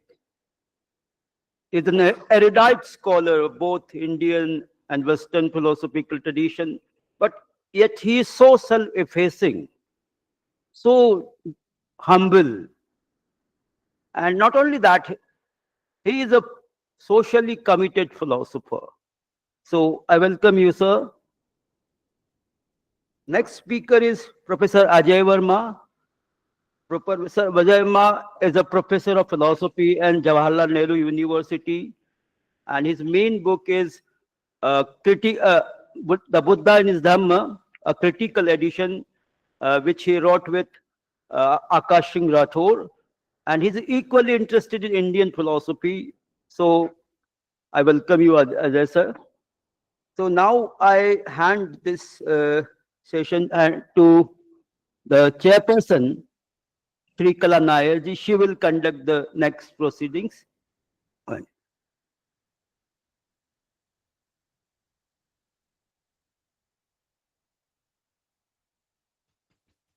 Thank you for that. I think we are pretty behind schedule.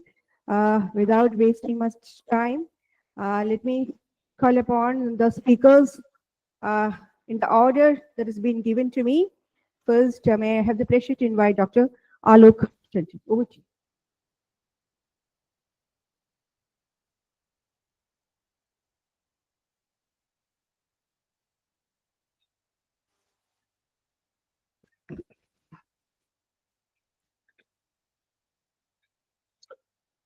Friends, सबसे पहले thank you very much.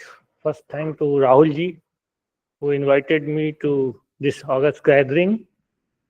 Then my second thanks to my friend Viplav ji, because of the cancellation of my train reservation and train itself. He arranged for a Tatkal ticket, and that's why I am before you, how I am before you. And my third and very important thanks to Rahul ji again, that I am sitting with Professor Pradeep Gokhale, for whom I consider I am not something one should emulate. He is a person, he is a scholar. I have very few times interacted with him, but I was very, very much influenced by his not only scholarship, but his humility in his scholarship. So I am feel very much honored to be sitting with such a person. So since I am not a scholar of Buddhism either, or pragmatism, to be very frank. Recently, I got interested in Ambedkar because of the Ambedkar-Gandhi dialogue. I was very much interested in Gandhi previously. And you people must have heard me speaking on Gandhi on online, this BHU lecture also. But when I found that Ambedkar was very much influenced not only by Buddhism, which he reconstructed, he was very much influenced by John Dewey, a pragmatist philosopher of America. So I was very much surprised. And I started reading or learning something about that. Recently, a new biography of Ambedkar has also come out by Stroud. So since I could not read everything, so this paper is a very, very small and tentative effort. I cannot claim anything on this issue at the moment, but still I present it as a novice before you for consideration, that how Ambedkar reconstructed Buddhism and how he was influenced majorly by Dewey. This is something new for me. It may be for you also. And since there is a paucity of time, as chairperson has said, so it is a very small paper, and I am going to read it.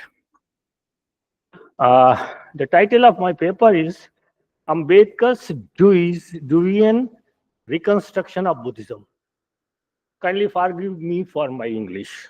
You know, in UP and Bihar, I am not in habit of speaking in English, and I am not in habit of speaking at all, because I am neither a lecturer nor a.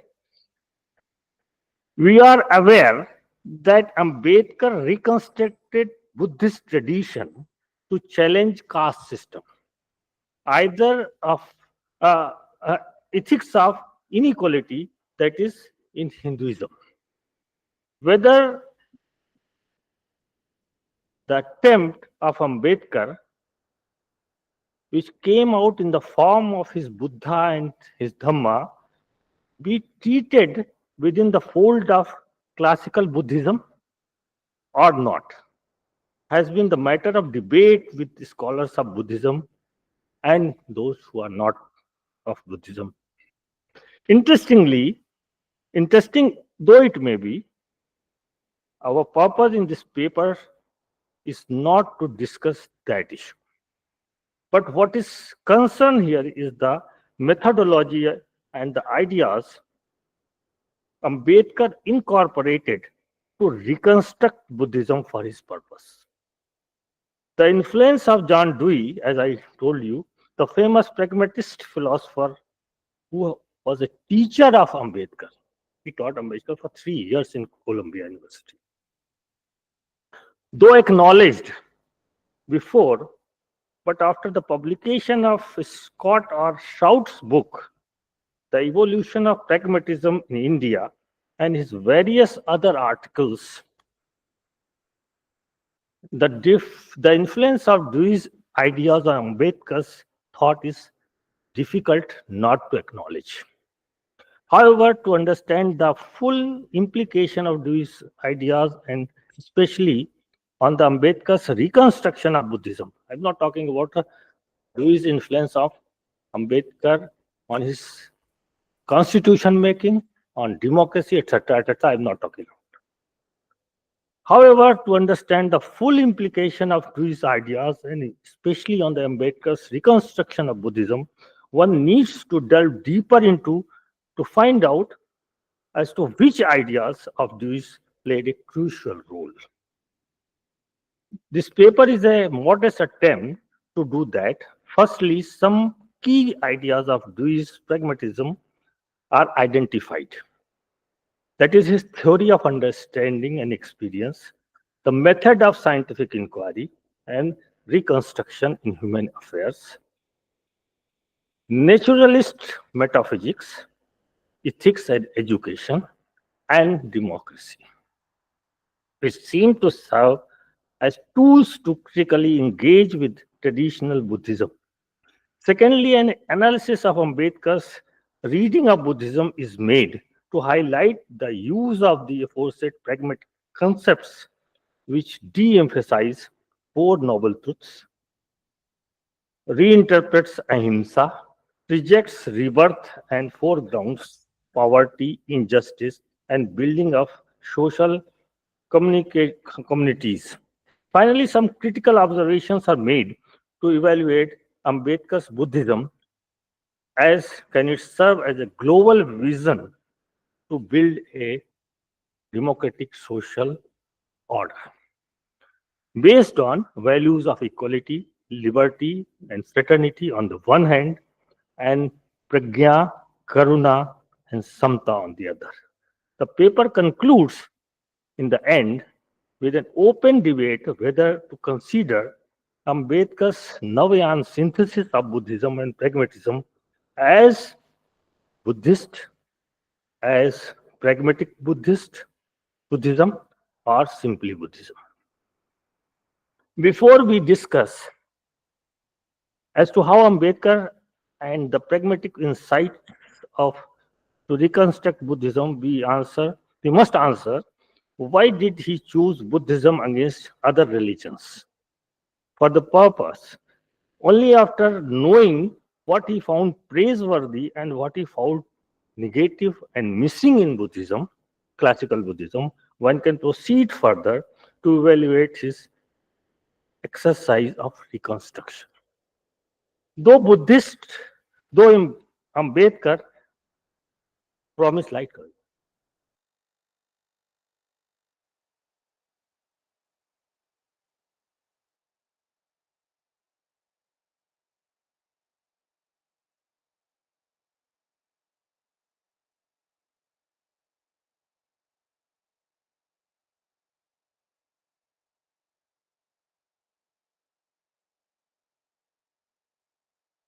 Not to die in the religion of his birth, but after considering for 20 years all the major religions of the world, he decided to convert. The criteria of he applied must include the non-acceptance of caste system and untouchability along with some nationalist and political considerations. But one cannot agree with, and here I quote Professor Pradeep Gokhale's paper, that the contention that there must be some stronger consideration behind Ambedkar's choice of Buddhism, which are emphasized in the Buddha and the Dhamma, that it was the rational, it was the secular, moral and egalitarian aspects of Buddhism which attracted Ambedkar and must have been influenced in Ambedkar's preference for Buddhism over other religions. Some people say when Ambedkar promised to Gandhi that I will not die in the religion of my birth, but he took 20 years. He considered Sikhism, he considered Islam, and at one time he was very much ready to convert into Christianity also. But ultimately he got converted to Buddhism. So there are many reasons given, but the most important and philosophically most important reasons are what Professor Gokhale pointed out in a very well-read paper, that the rationality, secularity, and the ethics, the primacy of morality, that was very important in Buddhism, and that led to serve his purpose of fighting against the injustices of inequality as well as casteism. But why there was then need for reconstruction? There is a question. If Buddhism was sufficient, why there was a need of reconstruction? So, despite the above cited progressive elements in Buddhism, Ambedkar found that there are inconsistency and they are mixed with regressive, negative elements in traditional Buddhism. Since these tendencies came out with very, very heavy criticism by Ambedkar. Ambedkar found that there are many regressive elements, there are very non-progressive elements, and there are some very controversial rational things also, irrational things. So then he said, and I just point out a few, the notion of rebirth, and the existence of various higher and lower levels of births.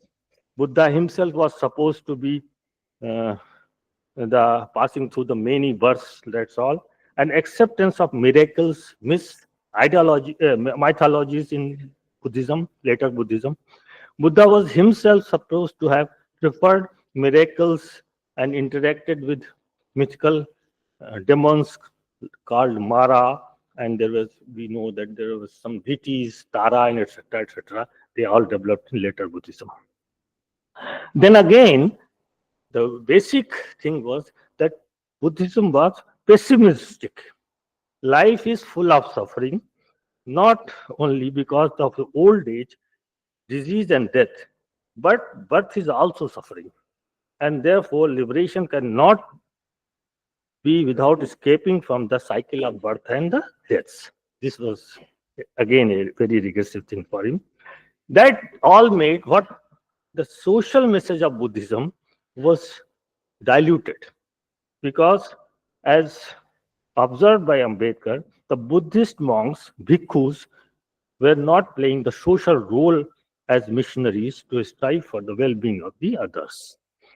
The question of division of Buddhism, various sects, was also there. So this list is not very exhaustive, but Ambedkar has to deal with all these issues, and bigger purpose was to make Buddhism a Bible for Dalits to fight against the oppression of the caste system. So what he did, he was his purpose was to bring a society based on the values of equality, liberty, and fraternity, the intellectual tools and the framework for which was supplied by John Dewey's pragmatism. So what are the tools which he took from John Dewey and applied it to the classical Buddhism?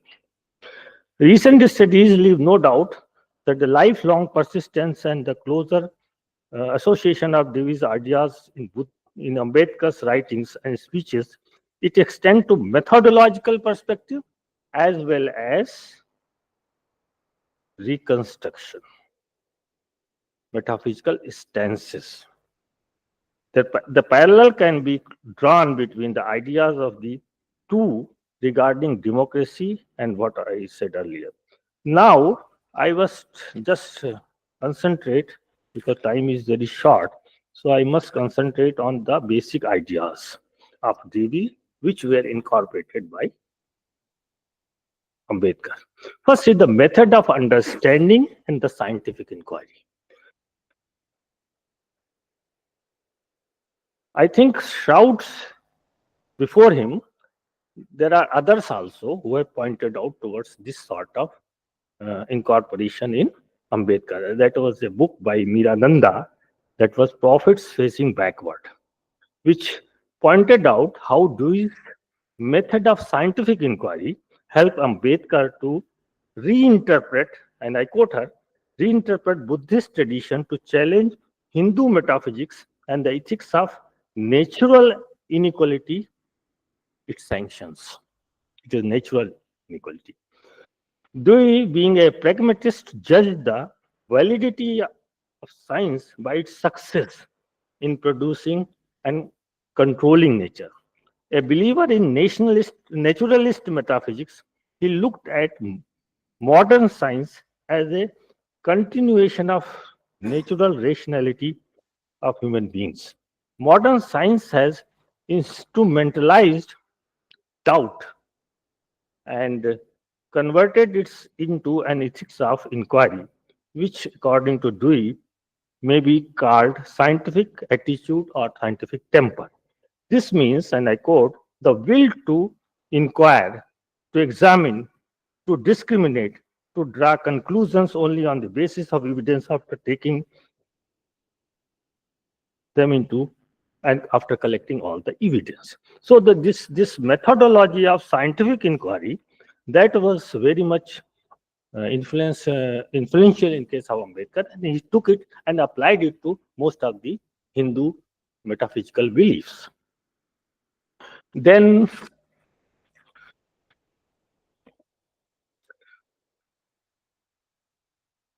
Devi proposed the same logic of scientific inquiry for the evaluation of ethics and morality. In his understanding, values are neither of divine origin, nor mere individual whims, nor sacred conventions. They are ideas that guide human conduct and are means of solving a problem.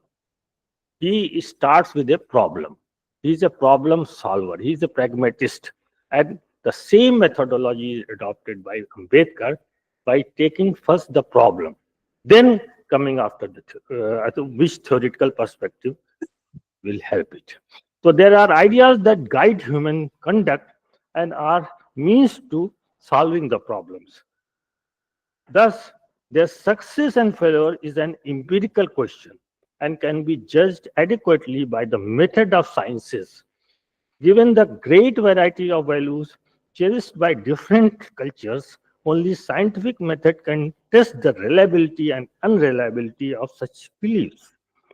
The, this paves the way for rational evaluation and reconstruction of moral and ethical values. And this is most important. Ambedkar shared Devi's standpoint that scientific knowledge must not remain limited to the specialized technical domain, but must influence the values and purposes of social life. Therefore, cultural demystification, because because the first priority for him became the first priority for Ambedkar for only for the progressive change in India. To understand well the need for cultural reconstruction, one must read the quotation of Devi, which Ambedkar used again and again without referring and breaking it in many parts. But that is very, very important. And I quote, every society gets encumbered with what is trivial and with dead wood from the past, and with what is to preserve. As a society becomes more enlightened, it realizes that it is responsible not to run out and conserve the whole of its existing achievements. So this is very important, how you look at the past. And what only such as to make for the better future society.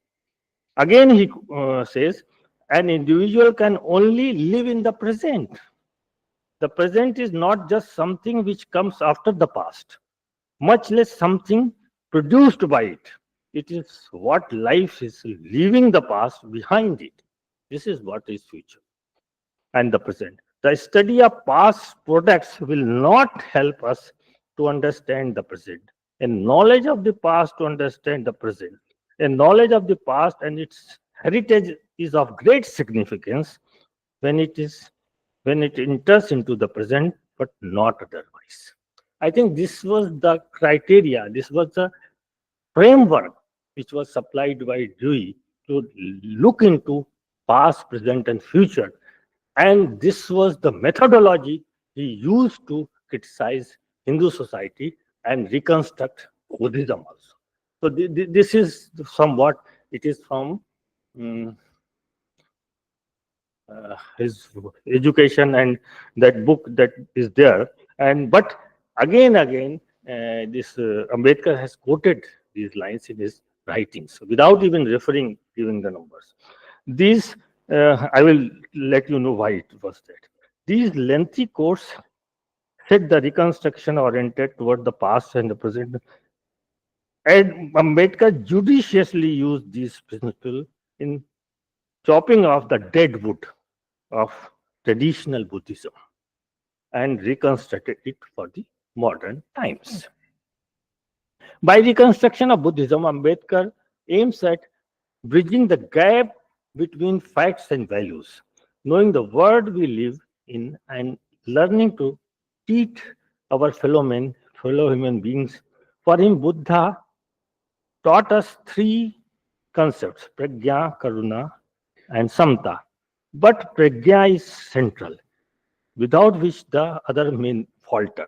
His presence is clearly visible in how Ambedkar assigns prajna centrality in democratic change. The spell of Sanatan is or eternal is broken away by the reflective thought, that is prajna. Buddha teaches that clinging to the idea of permanence is the source of suffering, and cultivation of an attitude of mindful contemplation of ever changing reality is the way to overcome suffering. Ambedkar interprets Buddha's mindfulness in Devian's scientific temper by asserting that everything must be open to re-examination and re-assessation. An inquiry backed by logic of proof and conducted with the spirit of freedom of thought will provide reliable knowledge, not of eternal validity. Buddha is offering a methodology, not a doctrine. Only according to Mane. Buddha is not a moksha data; he is a marg data. So this is the interpretation of our Ambedkar. Now the question is, on the basis of this naturalistic and rational methodology, as discussed above, Ambedkar not only denies the immortality of soul, now I come to how he is applied all this, but also karma theory and the theory of rebirth. Thus opens the way for worldly humanism.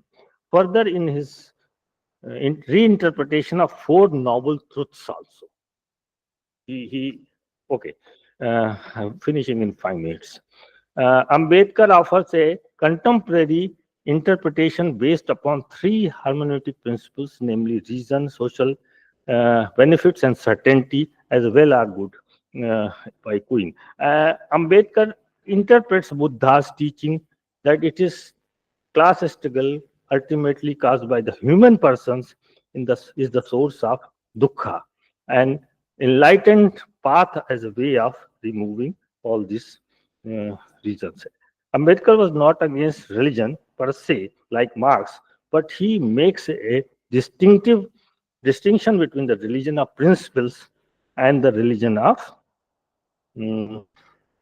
which is free, social, and self-respecting people called practices, and the religion of rituals, which divide people along religion and caste lines, makes them unsuitable for the associated life of public sphere.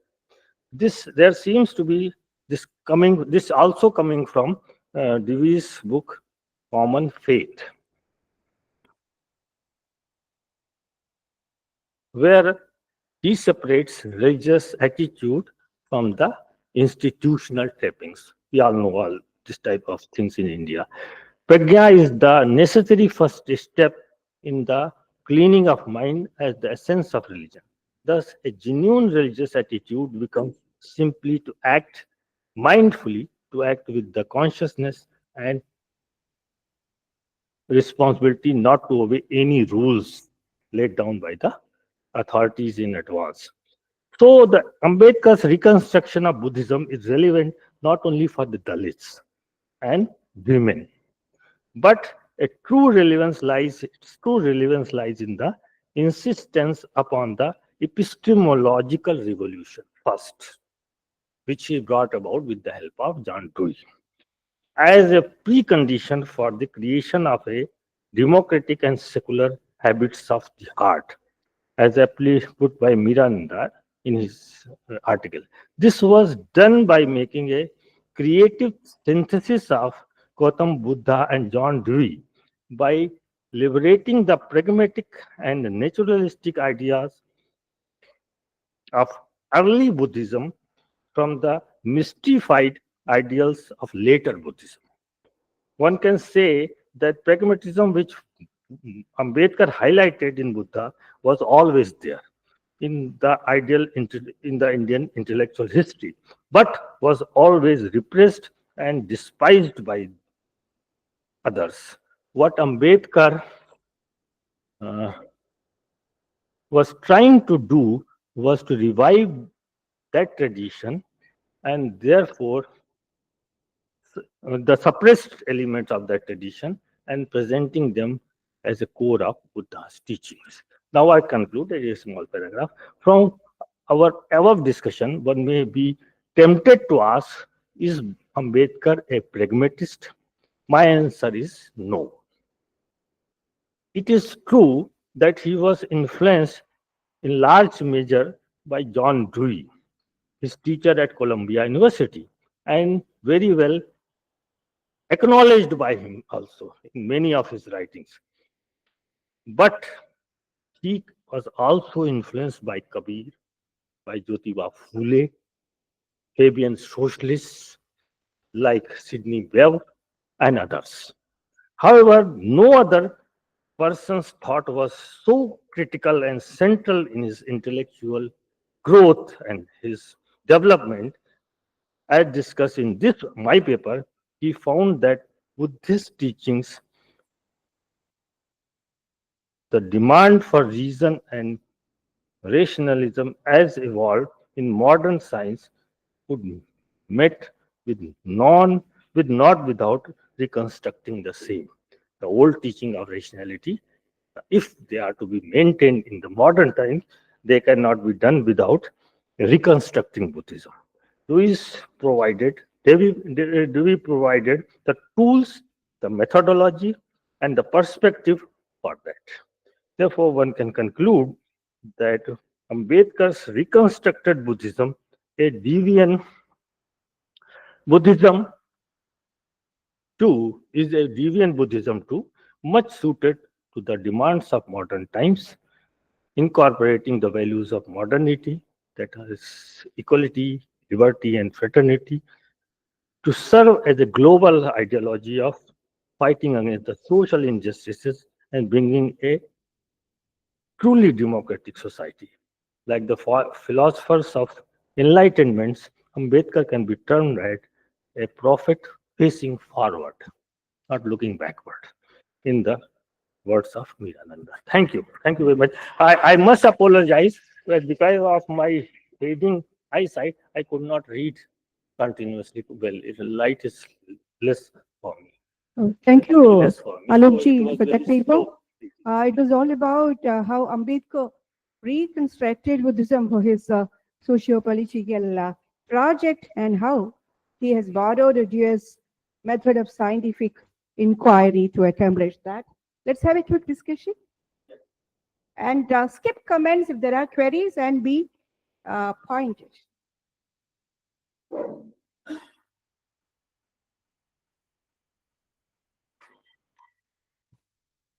Sir, thank you, sir, for this talk. Sir, I would like to ask two questions. You mentioned that Buddhism is somewhat pessimistic, but is it pessimistic in a realistic sense? And the second question is that in problem solving, does problem solving mean that the problem completely dissolves, or do we have a the problem completely dissolves in problem solving, or we have a different way of looking at a problem that is problem solving? So yeah, these two questions.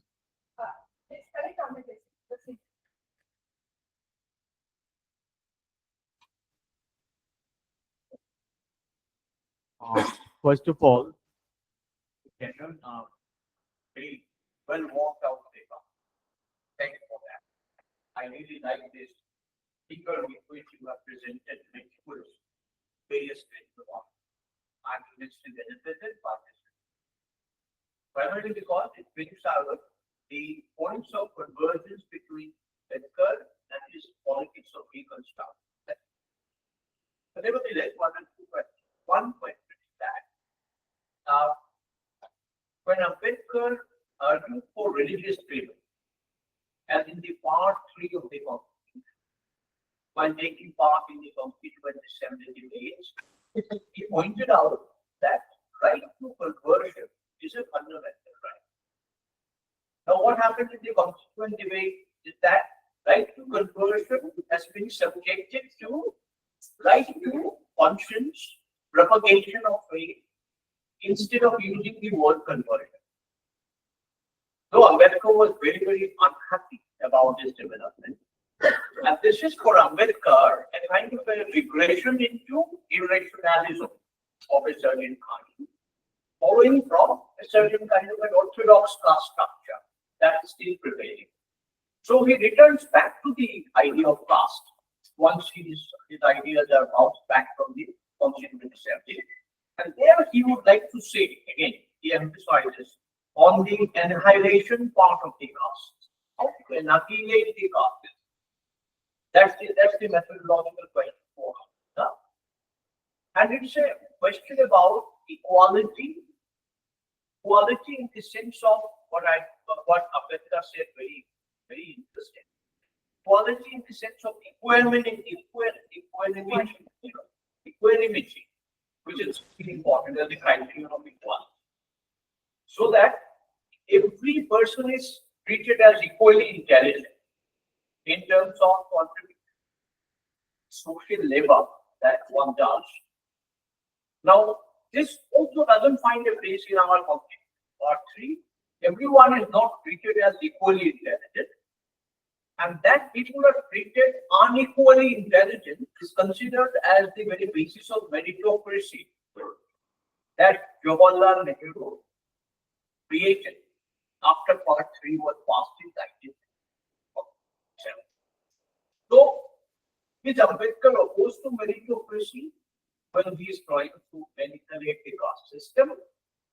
And Buddha's own position about meritocracy is that merits are not to be counted. Buddha is very clear that merits are not utilitarian, countable, helpful. Merits are rather dispersed into an unknown future. It is the unknown future, unpredictable future, uncertain future that will tell you whether something has merit or not. So these are the brief topics that we want to talk about. Any other questions? Yes. Please start. You were talking about the reconstruction of Buddhism, and Ambedkar reconstructs Buddhism in the Ambedkar reconstructs Buddhism doctrine in many ways.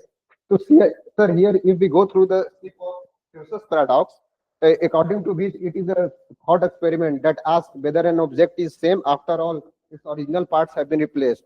So my question is that after the reconstruction, Ambedkar Neo Buddhism is Buddhism or not? If not Buddhism, then what?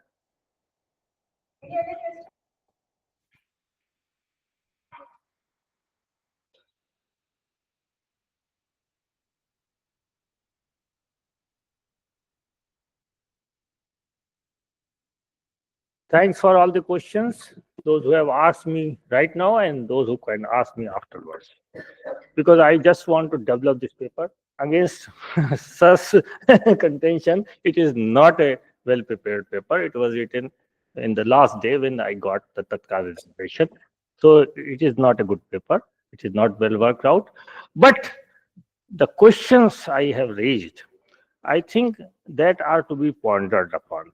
And then when you are talking about the pessimism, actually pessimism comes when you say all life is dukkha.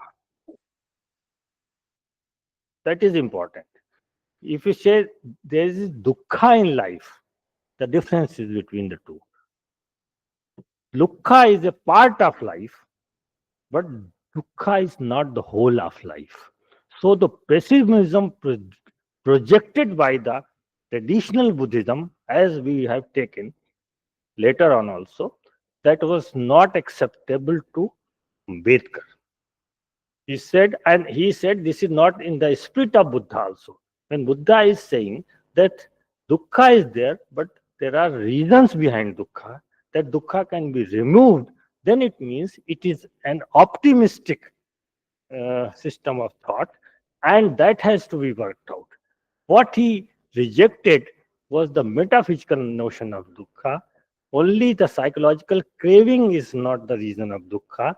He thought about the unequal structural poverty and the caste oppression, the domination, the oppression, the alienation of the masses because of the social structure.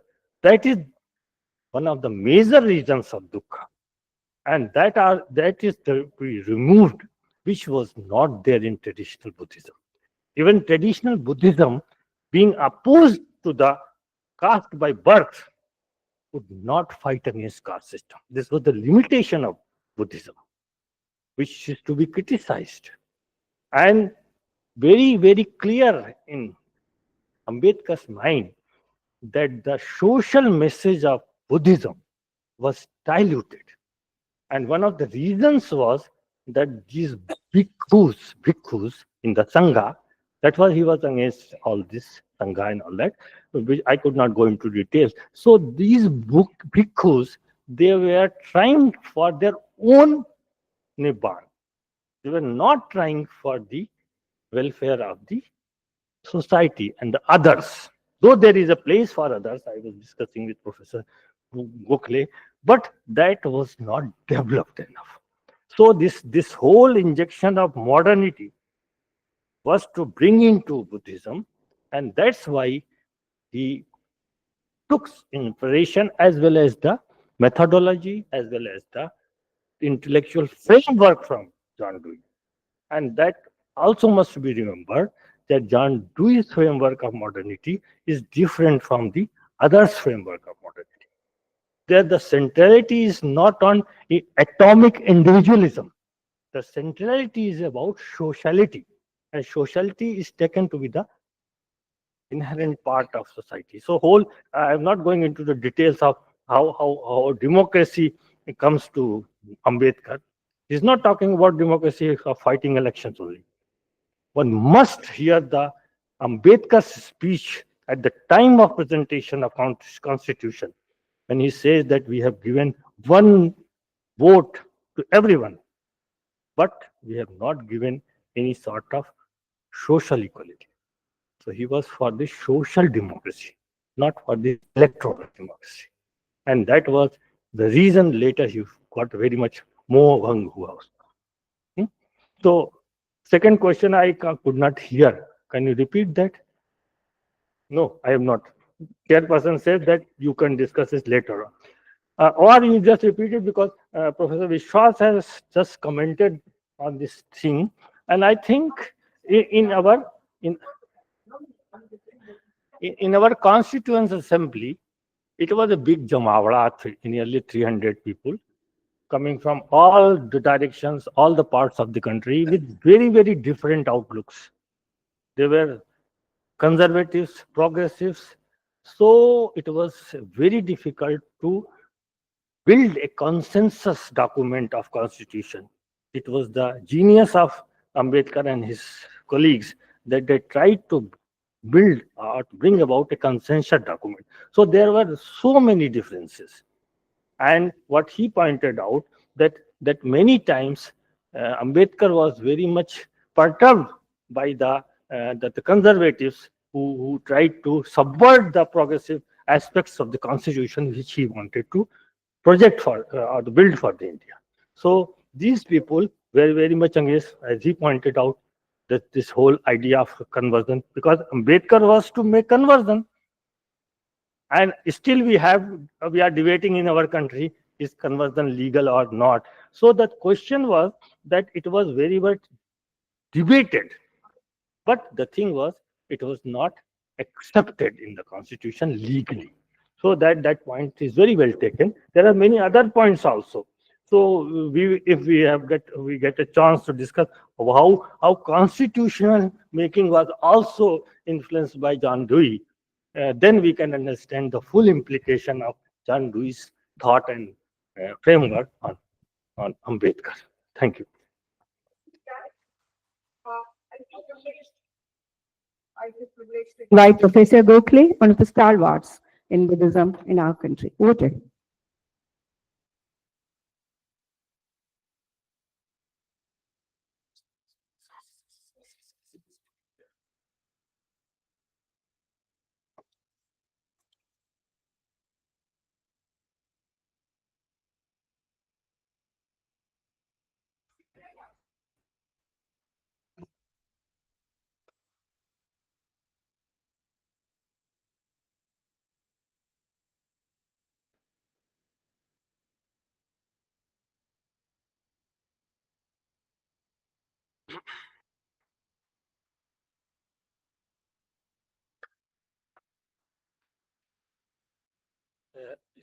Respected chairperson and friends, due to time constraints, I will right away start reading the paper. 20th century Western philosophy is marked by anti-metaphysical and anti-idealistic trends such as philosophical analysis, emphasizing positivism, common sense, and ordinary language, phenomenology, Marxism, and pragmatism. Scholars of Indian philosophy have tried to identify such anti-metaphysical tendencies in two schools, Lokayata and Buddhism. Hence, Lokayata epistemology has been compared with positivism as well as common sense view of the world. Lokayata approach to mind, body, and matter is compared with Western behaviorism and materialism. Similarly, the Buddhist approaches to mind and matter have been compared to modern scientific approaches to brain and mind. Buddhist theory of mindfulness meditation has been compared with Husserlian phenomenology. Recently, pragmatic elements in Buddhism have been identified in the context of John Dewey's influence on B.R. Ambedkar, a modern interpreter of Buddhism. It will not be out of context, therefore, to trace the points of similarity and difference between pragmatism and Buddhism. The presentation will proceed in two stages. At the first stage, I will make a survey of the Buddhist ideas and doctrines which are relevant to pragmatism. At the second stage, I will discuss the extent to which the Buddhist approach can be called pragmatist. So, elements in Buddhism relevant to pragmatism. There are some concerns of Buddhism which are very close to pragmatism. Whether these concerns are sufficient to render Buddhism as a form of pragmatism is a different question. So let us consider those concerns one by one. First is, reality is not static, but dynamic. Most of the non-Buddhist schools of Indian philosophy had a tendency to accept something permanent. Two types of eternality are well known: absolute eternality, that is kutastha nityata, and transformational eternality, parinami nityata. Vaisheshikas adopt a different model of eternality which can be called relational eternality. For example, substances and their qualities are related by samavaya. So when we think that there is a change in the so-called eternal substance, they would say, that is Nayayikas, Vaisheshikas would say, that substance has remained the same, only qualities have changed. Buddhists deny all the three models of eternality: absolute, transformational, and relational. For them, anything real is dynamic and not static. Second concern, whatever is real is causally efficacious. We find the philosopher Dharmakirti, who does not just describe the reality as changing, but defines it to be so. He defines Sat as Arthakriyakari. Arthakriya means the act of causing something or causal function. Arthakriyakari means that which causes something. From this concept of real, he derived momentariness. If something is real, it must do something. A thing cannot do something without itself undergoing change. Hence, a real thing must change immediately. A thing cannot change and remain the same simultaneously. Hence, every real thing must be momentary. In the works like Hetu Bindu and Vadanyaya, Dharmakirti gives a detailed argument for proving that everything real is momentary. One clarification is necessary in this context. Here, Arthakriya means a causal function, which is not necessarily a pragmatic function. It is true that causal efficacy many a time assumes the form of pragmatic function. However, we cannot make this a universal rule. For example, wind can blow in a lonely land without being noticed by any living being. Such a wind has a causal function, but no pragmatic function. Third concern, dependent arising. Everything arises dependently from causes and conditions. Cause-effect relation has two sides, cause side and effect side. When one defines real as causally efficacious, one is focusing on the cause side. The traditional form of the doctrine of dependent arising focuses on the effect side of the cause-effect relation. According to this doctrine, everything is dependently originated, which means that everything arises from causes and conditions. Hetu pratyaya utpanna. This doctrine affects the idea of prime cause or the uncaused cause. Theists often believe that God is the prime cause or the uncaused cause of the world. Buddhists would say that if God is a real entity, it too must be caused by causes and conditions. The doctrine of dependent arising in this form is a causal doctrine. It can refer to internal causation or external causation or even the causal relation between the internal and the external elements. In some cases, it can have pragmatic significance, but not in every case. For example, when it refers to what happens in the external nature, it will not have pragmatic significance unless it enters into someone's life.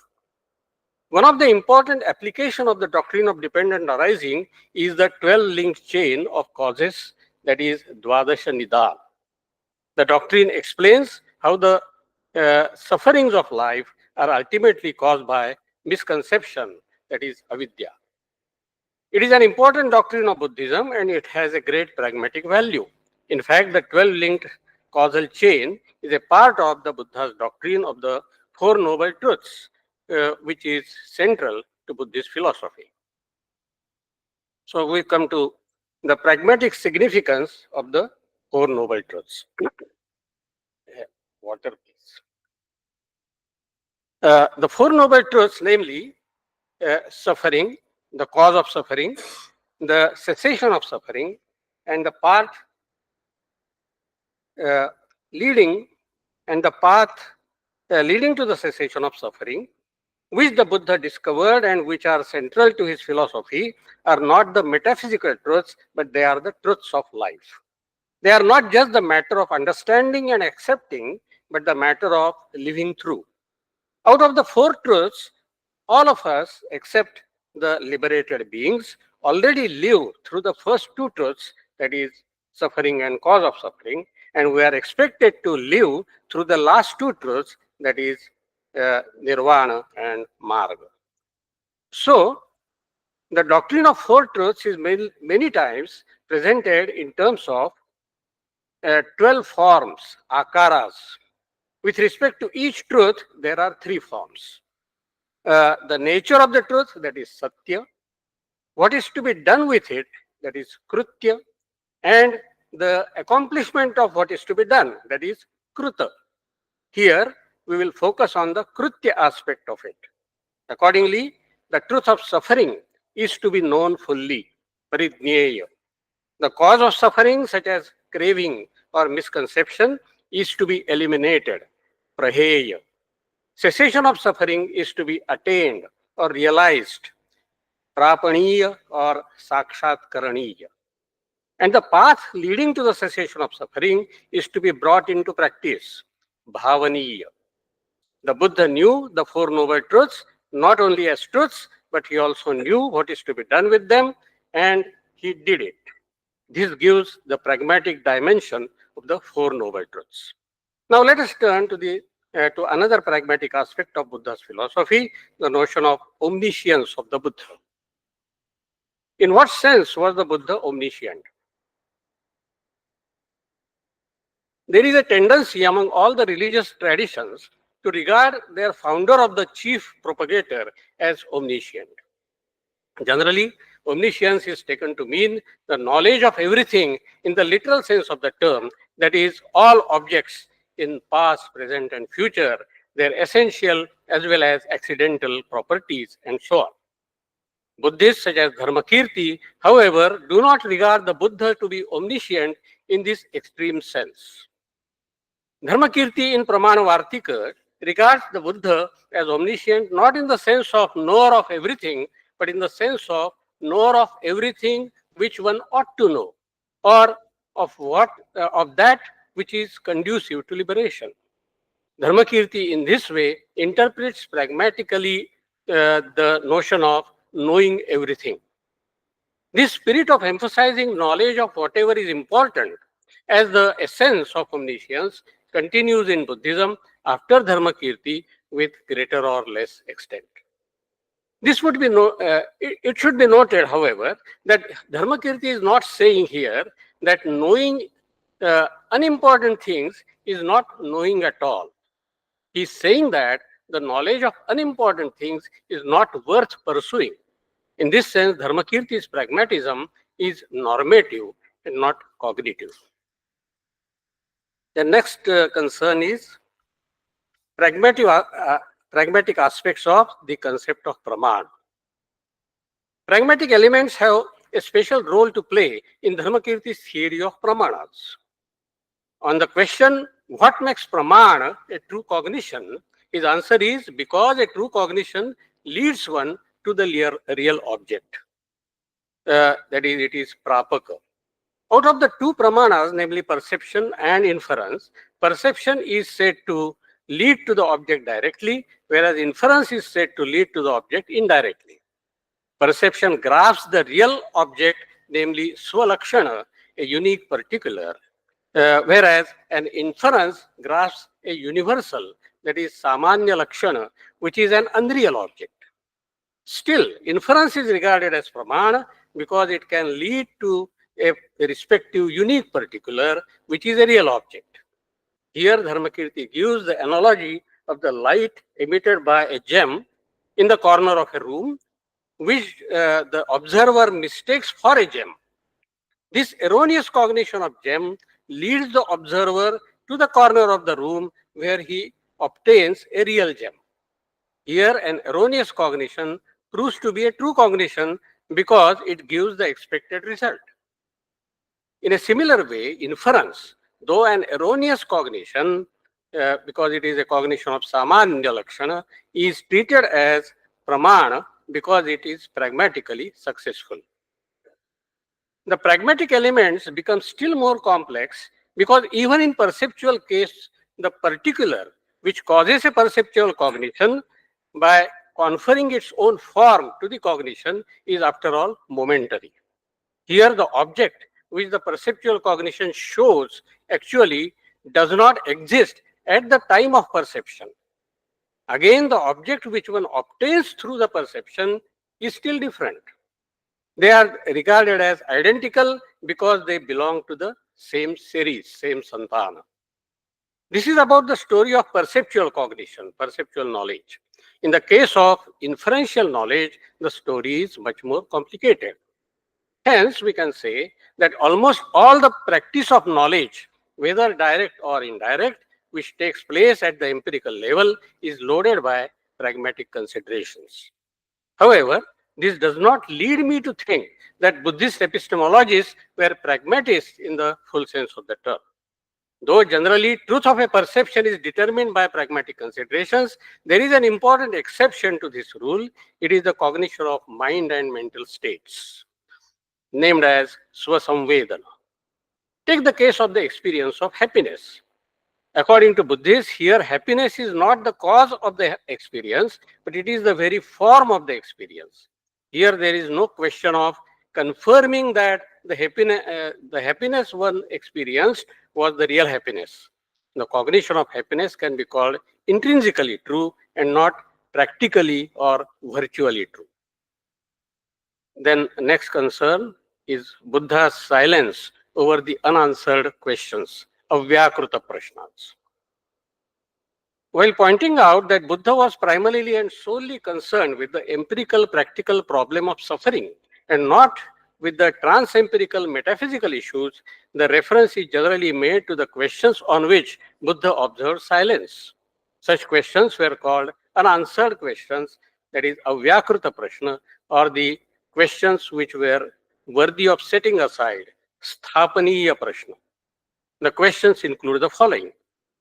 Is the world, that is loka, eternal or non-eternal? Is the world infinite or finite? Does the Tathagata exist after death? Is the self same as body or different from body? In the suttas like Chula Malunkya Sutta and Potthapada Sutta, the Buddha, while explaining his silence over these questions, says that these questions and the possible affirmative or negative answers to them are irrelevant to the fundamental problem of life. They are like the questions regarding the physical details of a poisoned arrow and the social details of the person who threw it when somebody is actually wounded with it. In other words, Buddha's silence was his response to the pragmatic impropriety of those questions. The Buddhist perspective on reality, life, and knowledge we have discussed so far bring Buddhism close to pragmatism, and also these perspectives throw light on some points of difference. On this background, we can turn to the question whether Buddhism can be rendered as a form of pragmatism.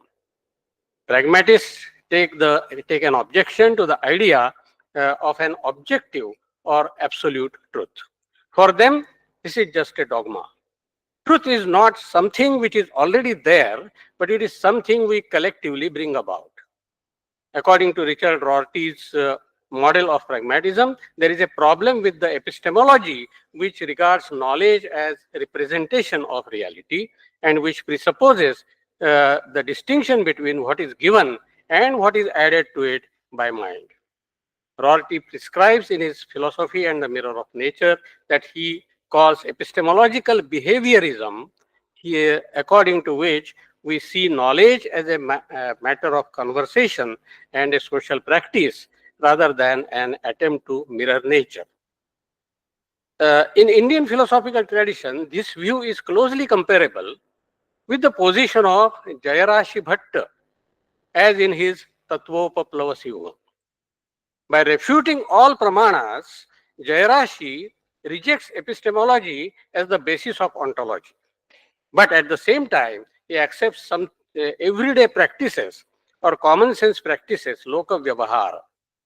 In the beginning of his treatise, he says that these practices are accepted by ignorant and learned people alike. And at the end of the treatise, he says, when in this way, all the ontological and epistemological categories, all tattvas are refuted, all the practices get accepted insofar as they are worth entertaining without being reflected upon. Avicharita Ramaniya. Like the Lokayatika Jayarashi, the Buddhist Nagarjuna also rejected all pramanas and also attached importance to common sense practices, what he calls Vyavahara and Loka Samvriti Satya. But Nagarjuna's approach differs from that of Jayarashi in an important respect. For Nagarjuna, the common sense practices have only an instrumental value in relation to the ultimate truth, that is Paramartha, and that they are to be transcended. That is, the common sense practices are to be transcended. This is against the spirit of pragmatism, according to which there is no truth beyond what is commonly accepted by the people. Like the Madhyamika school of Nagarjuna, the Yogacara school of Vasubandhu is also constructivist. But there is a difference between the two. For Madhyamikas, all knowledge is construction. Yogacara, on the other hand, regards consciousness as the given and the objects of consciousness as unreal mental constructs. Other schools of Buddhism, namely Theravada, Vaibhashika, and Sautrantika, are realist. They believe in the extra mental reality. They make a distinction between what is given and the conceptual and linguistic constructs in terms of which we describe it. In the epistemology of Dingnag and Dharmakirti, we find a distinction made clear and sharper in terms of unique particular, that is Swalakshana, and universal character, that is Samanya Lakshana. Accordingly, unique particulars are given and they are real. Universal characters are mental constructs and they are unreal. Hence, Dingnaga Dharmakirti epistemology can be called representationalist, though partially so. A true perceptual cognition represents a unique particular as it assumes the same form as the object. But the judgmental cognition, such as an inferential cognition, does not represent the object as it is, as it involves universal character, which is an unreal mental construct. A judgmental cognition is called true insofar as it is capable of leading one to an adequate, unique particular. The paradigm case of representationalist epistemology in Indian philosophy is that of Nyaya Vaisheshika. Nyaya Vaisheshika system accepts isomorphism between language, knowledge, and reality. Dingnag and Dharmakirti were vehemently opposed to the naive representationalism of Nyaya Vaisheshika, but being critical realists, they did not reject representationalism completely. Hilary Putnam identifies four key characteristics of pragmatism as: 1, rejection of skepticism; 2, willingness to embrace fallibilism; number 3, rejection of dichotomies such as fact value, mind body, analytic synthetic; and 4, what he calls the primacy of practice. Out of them, the first and the last characteristics can be found in Buddhism. Buddhism as a whole is not a form of skepticism. Though a skeptical approach can be traced in Nagarjuna's rejection of all pramanas in Vigraha Vyavartani, he tries to go beyond skepticism by accepting emptiness as the ineffable ultimate truth. Insofar as the last characteristic is concerned, as we have seen, Buddhism attaches importance to bringing truth into practice rather than just passively accepting them. About the other two characteristics, however, it can be doubted whether they apply to Buddhism. One characteristic is about fallibilism. With respect to the two pramanas accepted by the Buddhists, inference contains error element because it is about a universal character which is unreal. Perception is defined as the cognition which is non-conceptual and non-erroneous. Kalpana podham abhrantam. This suggests that by definition, perception is as pramana is non-erroneous. Particularly, self-conscious perception, that is svasamvedana, is supposed to be intrinsically true. Similarly, about the third characteristic of pragmatism, it can be doubted whether Buddhism denies dichotomies such as fact and value, mind and body, analytic and synthetic. I think these dichotomies are very much present in Buddhism. The point is that Buddhism, as represented by different schools, cannot be called strictly pragmatist in the understanding of reality, knowledge, and language. In recent times, we come across two attempts to interpret Buddhism as pragmatism. One is Stephen Batchelor, a secular Buddhist meditation master. He has interpreted Buddhism as a form of pragmatism. And number 2, Ambedkarite Buddhism, popularly called as Navayana Buddhism, has been interpreted as pragmatism by some scholars. So number 1, Stephen Batchelor's interpretation of Buddhism. Stephen Batchelor does not agree with the traditional interpretation of the doctrine of Four Noble Truths, according to which birth is suffering and that it is caused by craving of the previous life, as it presupposes or implies the cycle of births and deaths. To avoid this implication, Batchelor gives an alternative interpretation of Buddhism in which he interprets the so-called Four Noble Truths as 4 tasks. Accordingly, Dukkha refers to the task of knowing fully, parijnana. Samudaya refers to the task of letting go, prahana. Nirvana refers to the task of seeing directly, sakshatkarana. And marga refers to the task of bringing into being, bhavana. Bachelor is not willing to call the so-called Four Noble Truths either truths or noble truths because they are only four tasks according to him. In this way, he tries to give a pragmatic turn to the idea of Four Noble Truths. I have found it difficult to appreciate this approach. Recognizing truth as truth is necessary for undertaking a task about it. Bachelor tries to transcend this step. Now, last point is pragmatist interpretation of Navayana Buddhism. John Dewey's influence on B.R. Ambedkar's thought is undeniable. Mirananda, in her paper, A Broken People Defend Science, Dewey meets the Buddha of India, India's Dalits, has tried to show that Ambedkar's reconstruction of Buddhism was influenced by Dewey's pragmatic approach to science and religion and to facts and values to such an extent that Ambedkar's Buddha has become a Deweyan Buddha. I beg to differ from Mirananda's view. Here the following aspects of Ambedkarite Buddhism which deviate from Deweyan pragmatism need to be noted. Number one, it is true that Ambedkar emphasizes scientific rationality. It becomes an integral part of his interpretation of Buddhism. But Ambedkar also emphasizes the values like Maitri and Karuna, which cannot be derived from scientific temper. They are integral parts of Sadhamma for Ambedkar.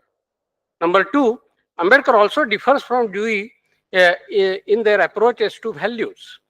Dewey considers values to be as unstable as the forms of clouds.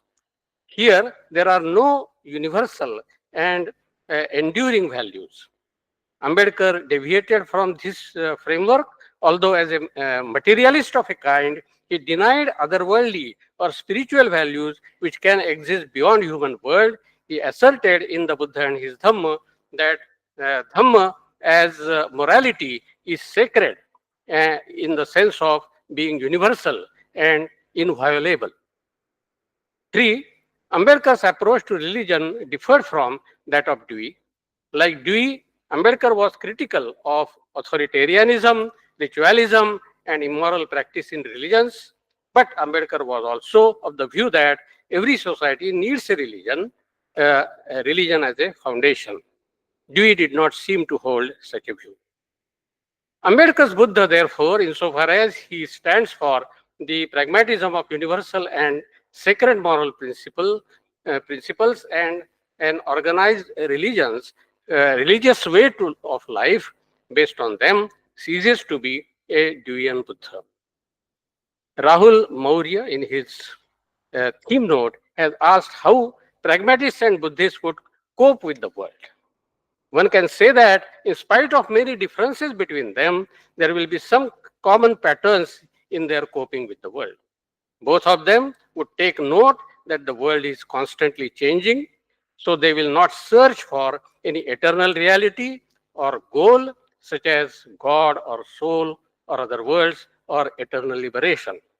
Both will try to make the world happier.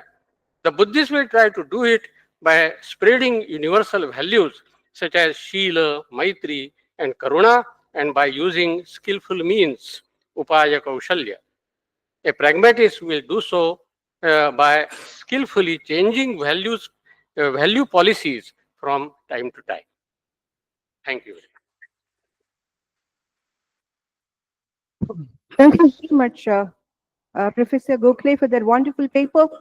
I started tracing the elements of pragmatism, including the Ardhakriya Karitva, and then moved on to why we cannot interpret Buddhism strictly as a pragmatic theory, citing the Swasamvedana, and then concluded with certain neo-Buddhist enterprises. Thank you very much for that.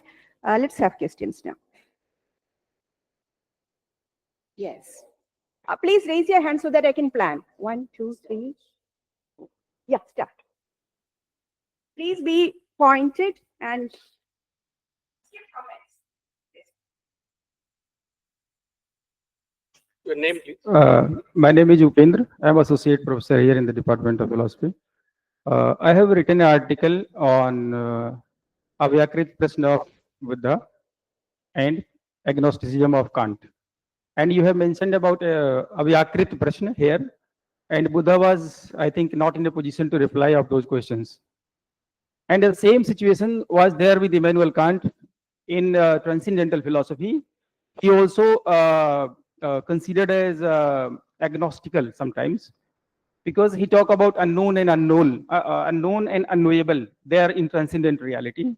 So, don't you think that Buddha could have been agnostic when he was not in a position to reply of those questions which were mentioned in Avyakrita Prashna? Thank you.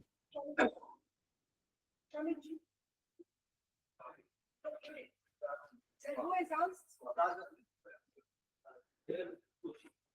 Yeah, please. Please ask the mic. Go ahead and start. Sir, I'm of the view that this particular imposition of pragmatism on Buddhism is very threatening for the very tradition. Why so? Because when we look at the Mahayana tradition, in particularly the Nagarjuna philosophy, we find that he and you have already mentioned that unless we understand the very idea of two truth, we cannot understand the Partita Samutpada. And you try to show the significance of that philosophy of Partita Samutpada. And in that understanding the idea of two truth, that samvriti and paramartha. So that paramartha has to be there. So in order to understand the very idea of paramartha or the very idea of two truth, so in every absolutist philosophy, whether it is Yogacara idealism or the Nagarjuna Sunyavada, the very idea of two truth has to be there. But it is not the case in pragmatism. So it is really not the case in pragmatism. And if we really try to compare the philosophy of pragmatism and Buddhism, this might be the case that the pragmatic values are just coincidental. They are just sanyoga. They can be the fruit of coincidence. So following that thing, that there are two cultures, the spiritual culture and the culture that is talking about the materialistic thing, or that everything is coming from experiences. So following that thing, I am of the view that imposing the other cultural tradition like of pragmatism can be very threatening on the very idea of Buddhism, which is, I believe, is not a justice to Buddhism. By the way, what is your name? Hello, hello. See, when we are discussing this discussion is going on this topic. See, the hard reality is, see, Dalai Lama is still in exile, and Tibet is still burning. So once Buddha was silent, and now we are seeing that the whatever the approaches made by Dalai Lama, the Chinese diplomats are silent. So as your topic was the classical Buddhism is pragmatic in its approach. So this was your topic. So in recent scenario, can you say that the approaches what Dalai Lama is, the implication whatever he is in the position, so he is more pragmatic in his approach, or whatever the global scenario is going on, so what they are demeaning the positions of Tibet and Tibetans refugees. So which is more pragmatic in approach? So because pragmatism has many more things which we have to cover. See, pragmatism, according to a religion, Dalai Lama seems to be right in his approach. But the main cause of the Tibetan refugees is not being entertained till today. So this question. Secondly, what Ambedkar and Neo-Buddhism's Ambedkar was a pragmatic as an approach or not? See, that thing has, it's beside the point. The follower of Buddhism, Buddhist philosophers, and who are the followers of Neo-Buddhism, they treated Ambedkar as a bodhisattva. So what kind of the positions and the objective was to create a pragmatic approach or scientific temperament, but the followers of that same Neo-Buddhism are again treating him as a bodhisattva. So what's your point of view in this? I want Name. My name is Divakar Maurya. Regarding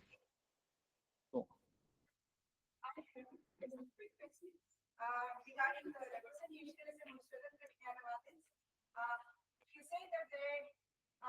representation is then, the divide between the Nayayikas and the Vijnanavadis get erased now. So I have objection to that.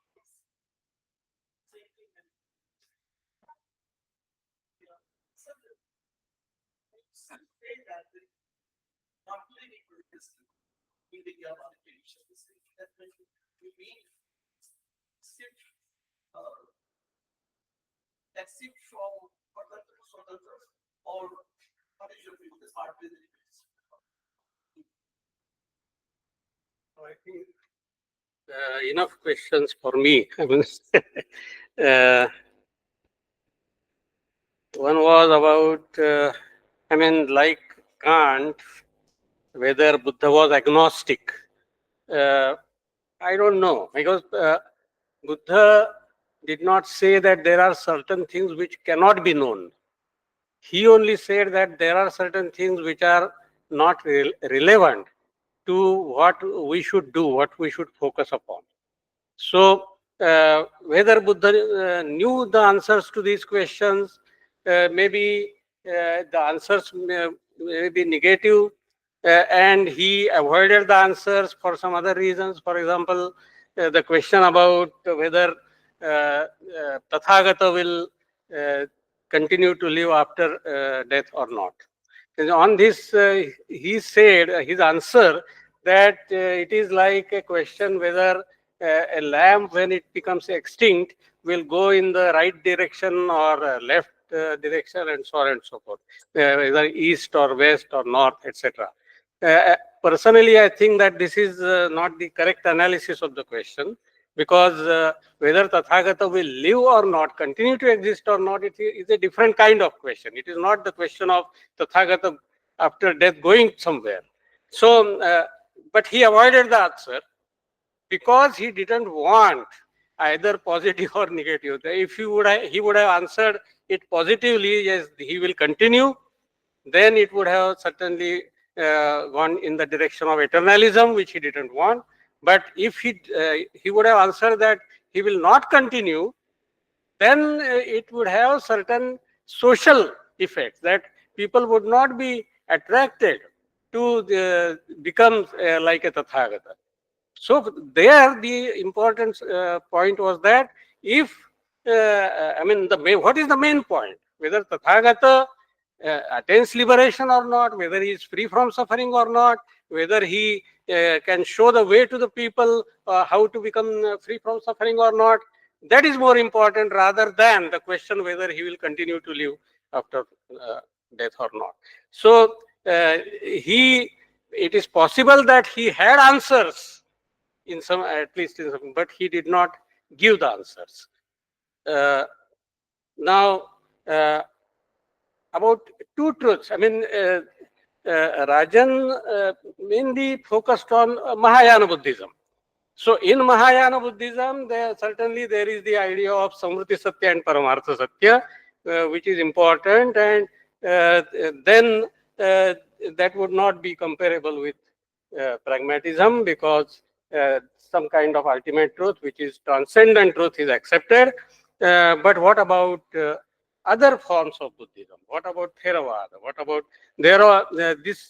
whatever is Paramartha Satya is not something transcendent. It is very much within the realm of experience, and therefore it is more closely comparable with pragmatism. There also, I mean, there are different considerations. One consideration is representationalism. There is some truth, something like ultimate truth as a part of the empirical truth, not beyond empirical truth. Whatever we experience is anitya, anatma, dukkha. This is not something beyond experience, but this is something which we have to accept as truth, and we can know the truth. We can have insight into that truth, and we will be liberated by that. This is something like a form of representationalism, belief in some objective truth, which does not go with pragmatism. So I don't think that there is no point in comparing, say, Buddhism and pragmatism, because both of them are concerned with this world, what we experience in this world, and so on and so forth.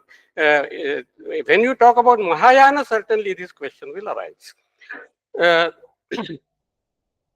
Now, about Dalai Lama, whether, Dalai Lama himself has, you can say, two faces. When he talks with, say, his Tibetan followers, he is mainly talking about Madhyamika Buddhism. There too, that is what comes traditionally, that it is a Madhyamika Buddhism, again, Prasangika school of Madhyamika Buddhism, which is close to Tantric Buddhism, and so on and so forth. So that is a particular sampradaya, that is a particular sect of Buddhism. But otherwise, there is a other face of Dalai Lama is he is egalitarian towards all religious sects. So he brings the people of different sects together, because for them ultimate goal of religion is happiness, and all religious traditions ultimately aim at happiness. So let them come together and have a dialogue. So that is close to pragmatic spirit, whereas his sectarian face is not that close to pragmatic spirit. Now, in the case of Nyaya and Buddhism, as I said, there is something in reality which we can know. This is something common, but what is there and how we can know it, there the difference will be there. So Buddhists will say, Buddhists means Dignaga Dharmakirti, they will say that there is Swalakshana. It is not something created by my mind. At least Sautrantika, again, with respect to Dignaga and Dharmakirti, there is Sautrantika interpretation and Yogacara interpretation. I will not go into Yogacara interpretation. As far as Sautrantika interpretation is concerned, they would say that it is very much there. Swalakshana is very much there, and we can know it directly. That means that the Swalakshana will become the cause of perception. It gives its form to your consciousness, and on the basis of that, we can say that yes, it is there, which has caused the consciousness. So it is a representationalism, according to me. Okay. Sure. For that, may I have the pleasure to invite Professor Jayvel. Would you?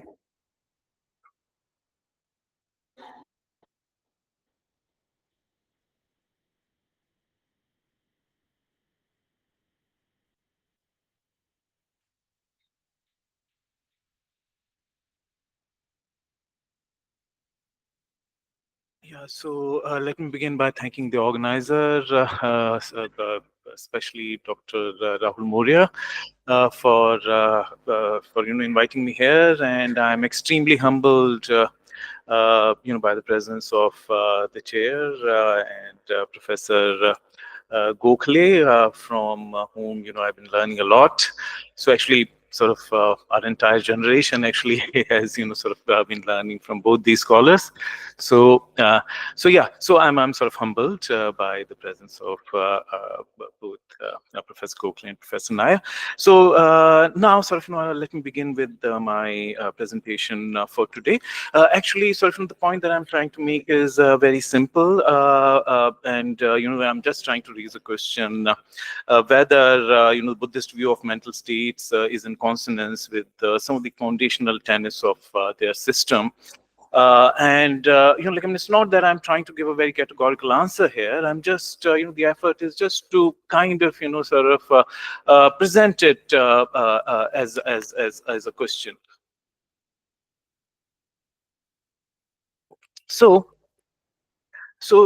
But this write-up goes into some 17 pages. So, I'll sort of partially read it and then summarize it.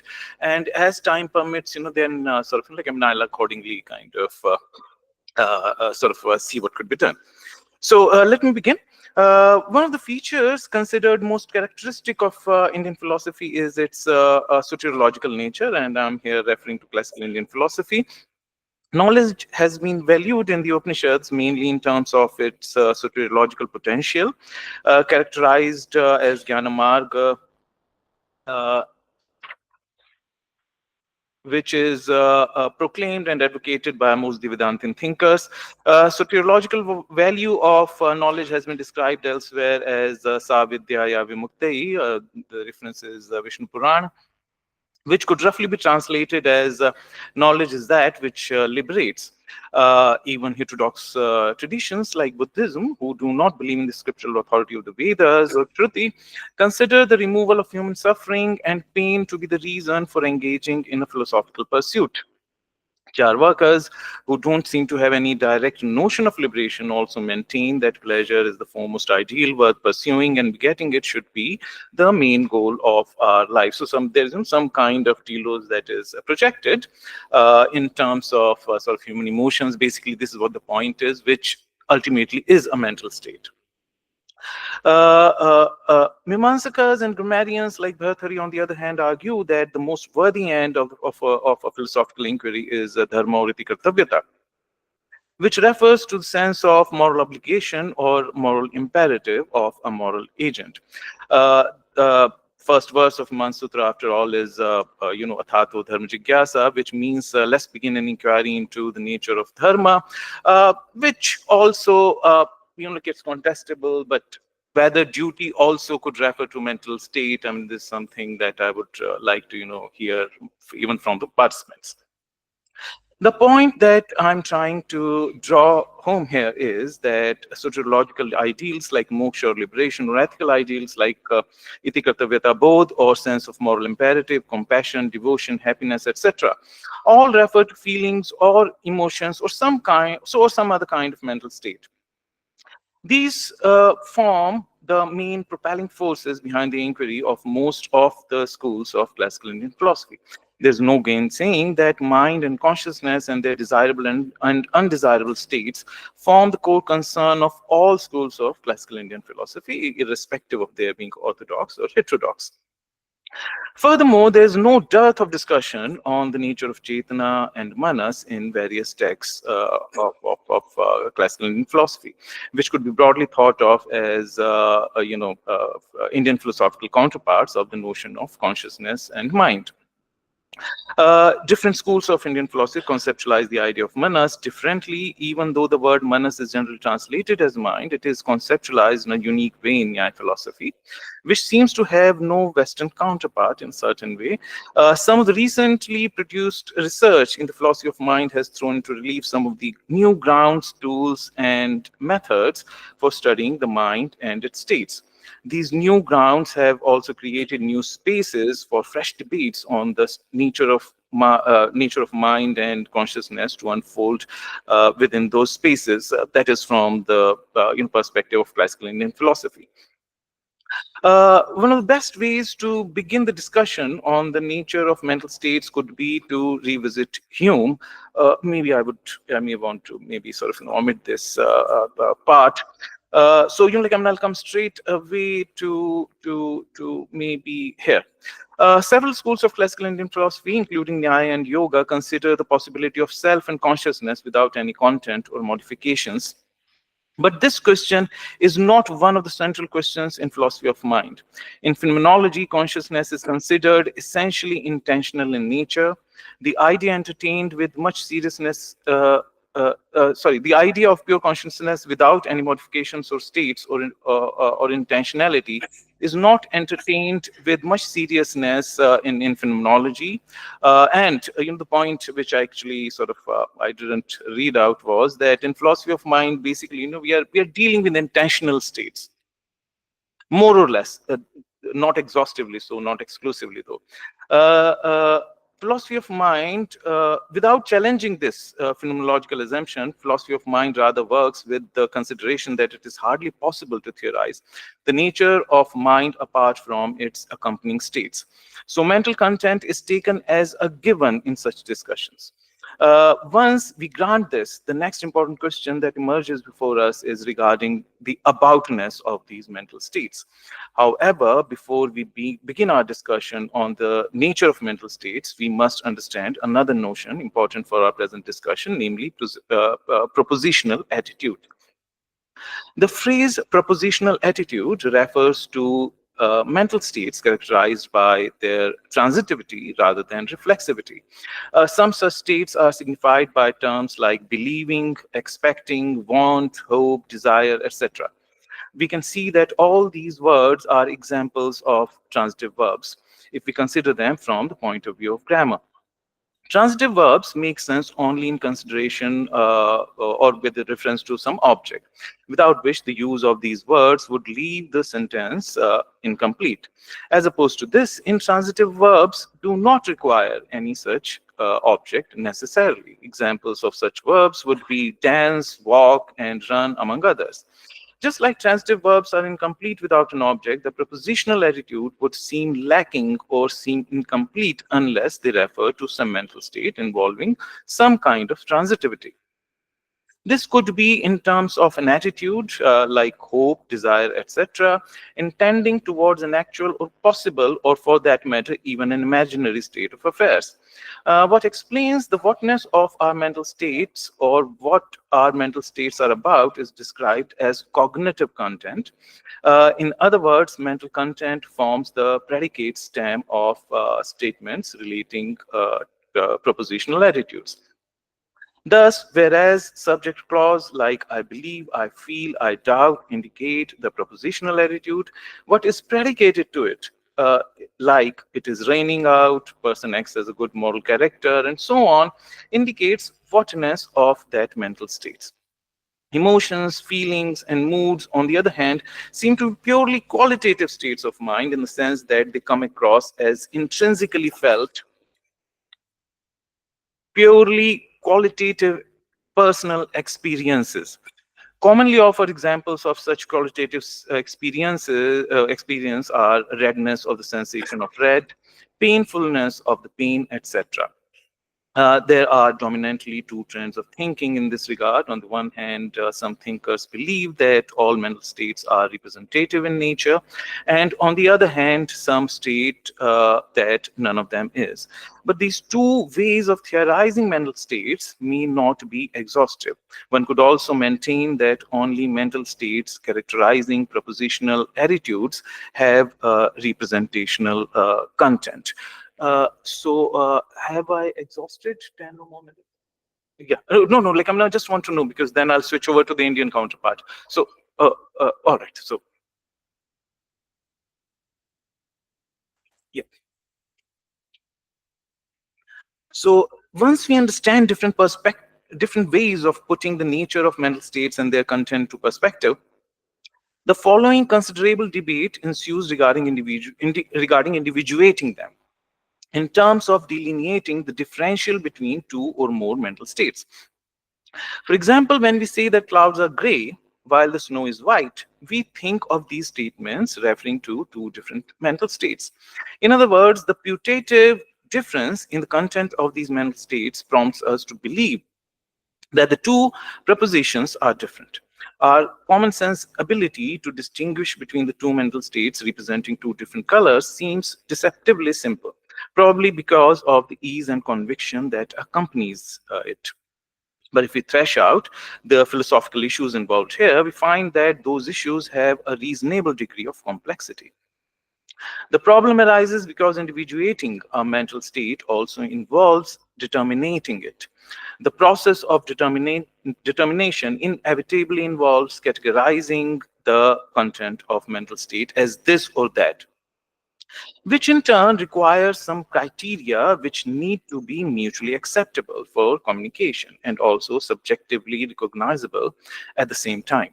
For example, if two persons, A and B, express the belief that the snow is white, it seems too obvious that they have the same thought inside of their minds, which is tantamount to saying that the content of their respective mental states is non-different. But if we approach the issue from a strict realist perspective, things begin to change. For example, a realist of the Nyaya variety would say that everything that exists has the parts or constituents, which when go into the making of that thing, make it what it is, thereby characterizing the very nature of the object under consideration. From this point of view, if we consider the proposition that snow is white again, and also take into account the fact that content of the belief of a person A and B are conditioned by or depend upon several internal and external factors, we'll have to concede, we will have conceded that in principle, person A and B might have different thoughts or mental content, even when they utter the same proposition, thus claiming to have the same belief. The point being pressed forward here is that there has to be an agreement on the factors that determine mental content, since the content of a mental state is the only factor and the main principle based on which one may individuate mental states. This point of contention creates a wedge between two different sets of philosophers. On the one side, some thinkers may believe that the content of a mental state is primarily a matter of features intrinsic to the person who claims to have it. These thinkers are grouped together, generally referred to as internalists. On the other side, could be is a group of philosophers who believe that mental state has to be apprehended in its relation to what it is about, that is, its aboutness, which is extrinsic to the content of that mental state itself. These thinkers are generally referred to as externalists.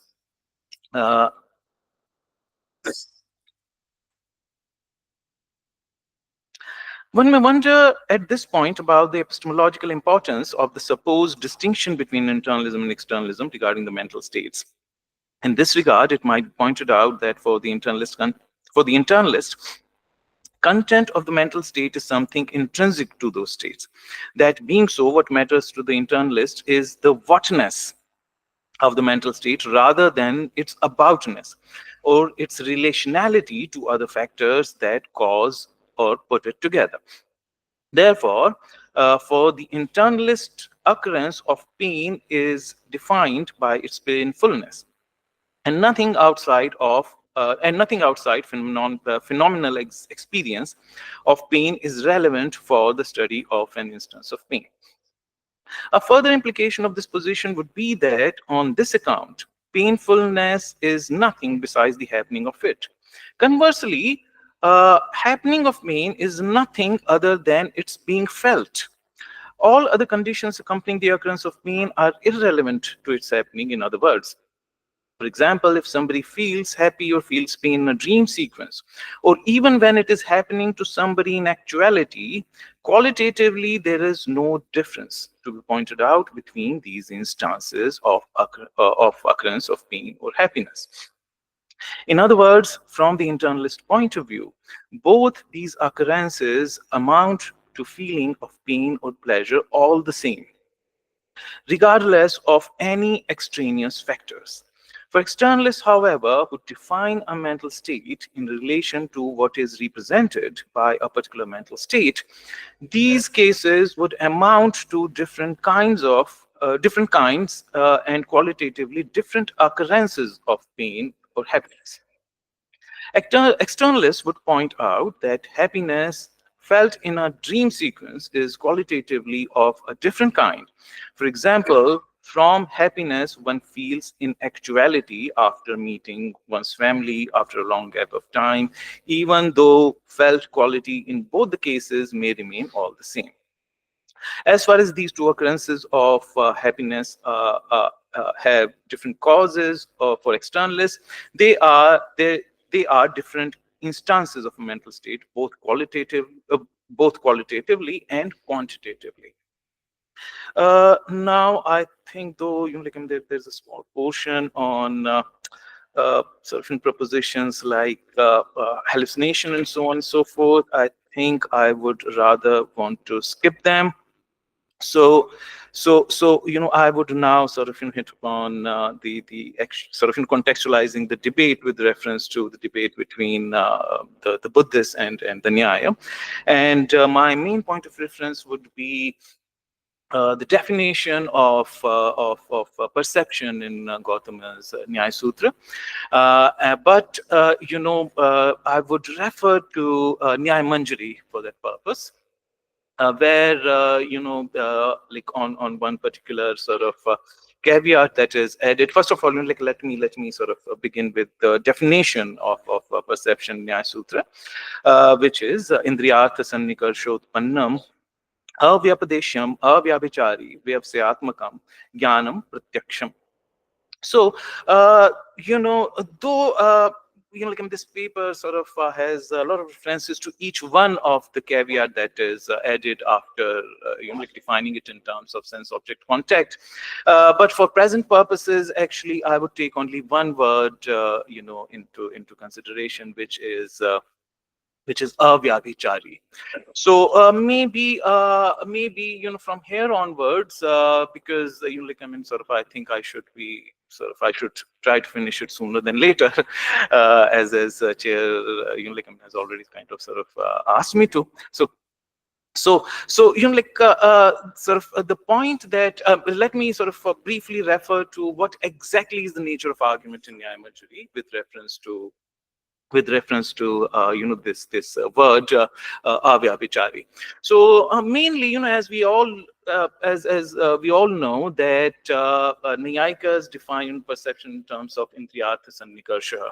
And the moment they talk about artha, obviously, there is absolutely no doubt that they are externalists in their approach. Like as far as I mean, as far as their realism is concerned. But they also call it avyapadeshyam, meaning that they do seem to have some kind of idea of content of the mental state. So they don't want to give up that idea completely. Though, I wouldn't, of course, go into the debate regarding, because each commentary gives a different reason. And Navya Niyayikas, give add yet another reason, like to the debate, saying that, probably this word was added to differentiate between Shabda and perception, as so we wouldn't, for our present purposes, go into those details. But they also point out that it has to be vyavsayatmakam, but most importantly, they want to point out that it has to be avyabhichari, which is generally understood, as stating that it has to be non-erroneous. And like I often sort of wonder, why wouldn't they use the term abhrantam, say, for example, taking it sort of from Dharmotar. Why would they use the term avyabhichari? Uh, uh, Probably, and this is where like there's this debate in Nyaya Manjari looks very, very interesting. Because the debate over there is that that object, so to speak, of perception could be internal and external. That's a very well-known distinction. All right, and this is why they conceptualize this very unique kind of apparatus that they call manas. Because manas not only kind of collects the sensory input from our senses and delivers it to the self, but also it accounts for some sort of perception of some of the objects that are internally given to us. That's a very interesting kind of a thing to think of, that there are some kind of sort of perceptual content. There is some, because there's tantamount to saying that our perceptual content doesn't always come from outside. It can come also from inside. And a thoroughgoing realist that they are, one would wonder, why would they leave any scope for any tinge of idealism to creep into their system? And this is what precisely seems to be happening here.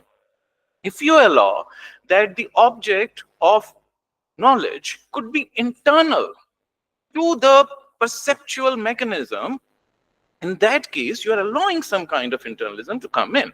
But how is this question countered? It is questioned very interestingly in Nyaya Manjari by stating that these objects, like pain and pleasure, though conceptualized as objects of perception, all right, and of course, as Professor Gokhale pointed out, the isomorphism between language and knowledge and so on, also we express them like I feel pain, which is sort of which is almost synonymous with saying I know that I'm in pain. So here as well, grammatically also we are using the term pain as an object which is being presented. So now, how would they keep their realism alive in such situations? So the argument that Jayanta offers in Nyaya Manjari is that they are nonetheless, they are objects and which lend themselves to manas for to be perceived. So some contingency kind of sort of is introduced through manas, which is atomic in nature, and thereby they remain objects of perception, such that there is like no sort of error in their definition, even when they they allow for some kind of internal objects of perception, because it might seem to us here that they are succumbing to some kind of internalism, right? So this is how they would counter this question. But the problem later on basically is something that I've already sort of pointed out, that pain is pain, pleasure is pleasure. Qualitatively, these are same kind of sort of qualitatively they are same kind of objects, all right, irrespective of their cause. But that saying that is not much of a challenge for Naiyayikas, as you can see. All right. The challenge basically would be, as Buddhists kind of, sort of push them further, they say that if these are objects of perception, then it should be possible for them. And if you are a thoroughgoing realist, right, two things combined makes it incumbent upon you to explain whether these objects, as realists believe, could be there independently of their being perceived, because this is how you define realism. That was tantamount to saying that pain and pleasure could be there without you perceiving it.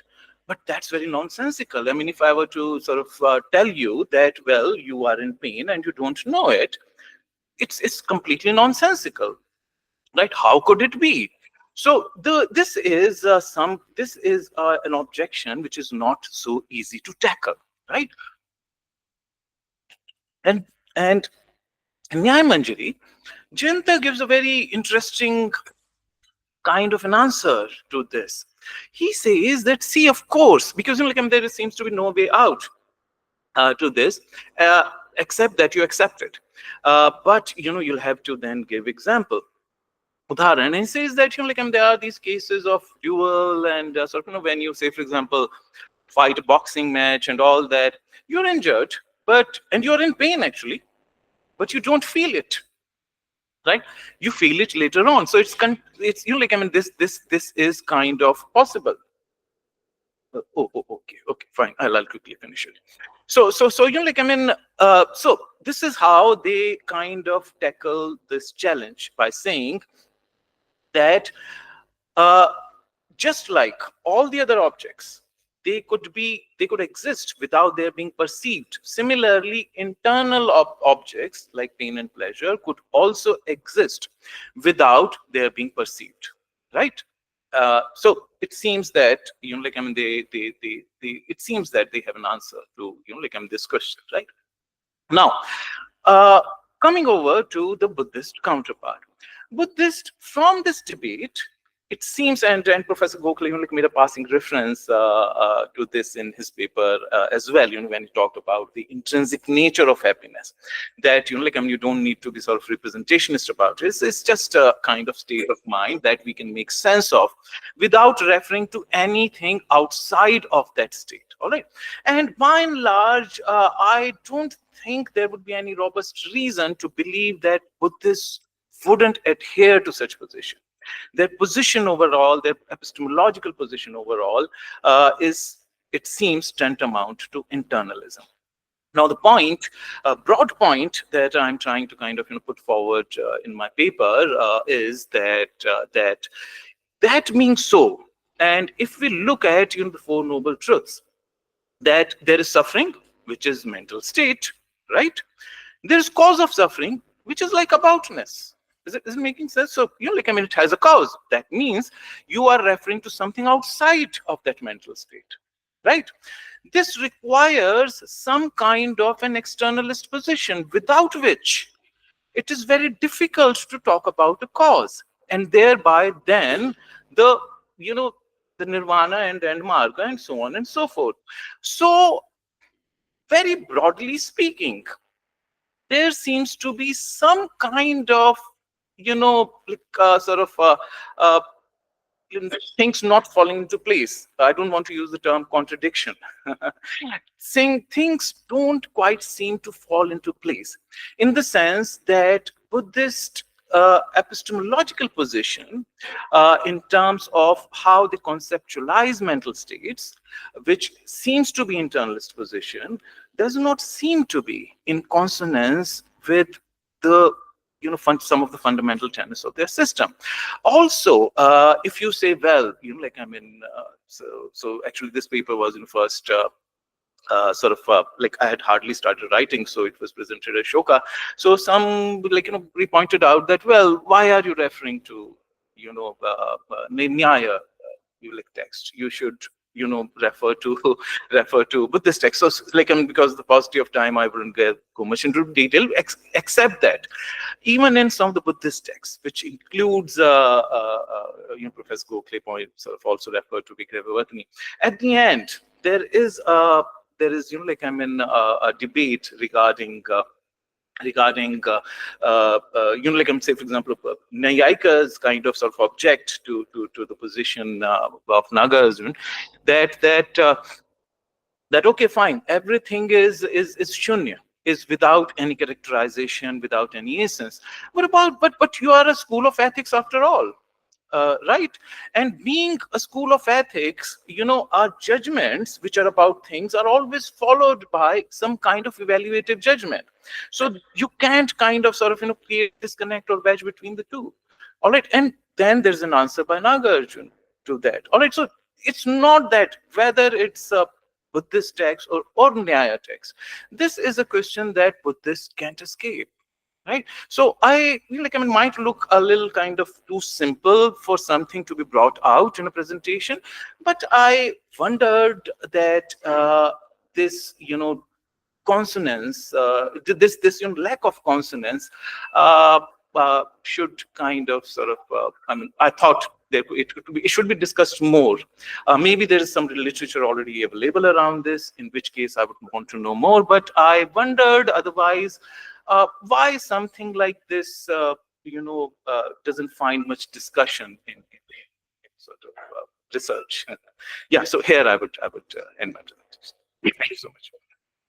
Thank you so much, Ajay, for that. And he started with the unique notion of menace available in Indian philosophy, and then argued how the mental states could be bottled down to the propositional attitudes, and then move to speak about the disparities between internalism and externalism, and interestingly brought in the Nayayikas versus Bauddhas, and how in Nyaya Manchurya, Avyabhijari has been used instead of Abhranta. Very interesting. And towards the close, he also slightly indicated the apparent contradictions that I see in the Buddhist positions of internalism.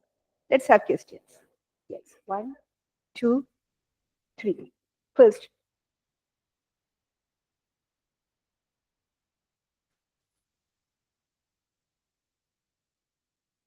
Thank you very much for this presentation. You said that this cause of suffering is outside. So that's why you are raising that there is problem, there is dichotomy. There is, you didn't use the word contradiction, but said there is no this, it is not going with this. But the cause of suffering is avidya. And avidya is not outside, avidya is inside the self. Thank you.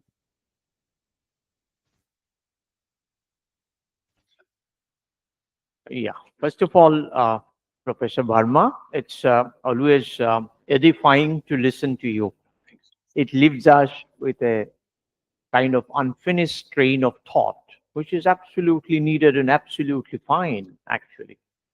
Now, two things that I want to tell you. One is that about propositional attitude, Uh, propositional attitude and volitional states, the desiring or intending or any other such states, some of which are unconscious and even non-cognitive, won't be expressible in terms of propositions.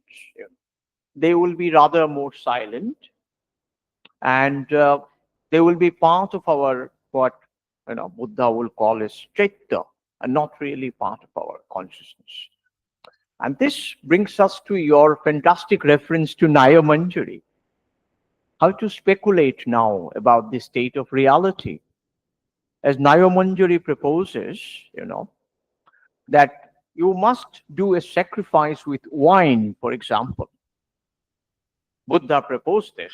As per Naya Manjari, Buddha once proposed a ritual of sacrifice of a pig along with wine, in order to satisfy, one's own desire.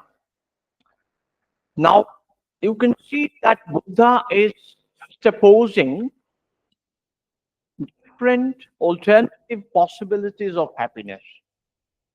Some of it are part of our obsessive compulsive disorder, let's say, that require a different kind of a treatment from the public health point of view, and it is deeply personalistic.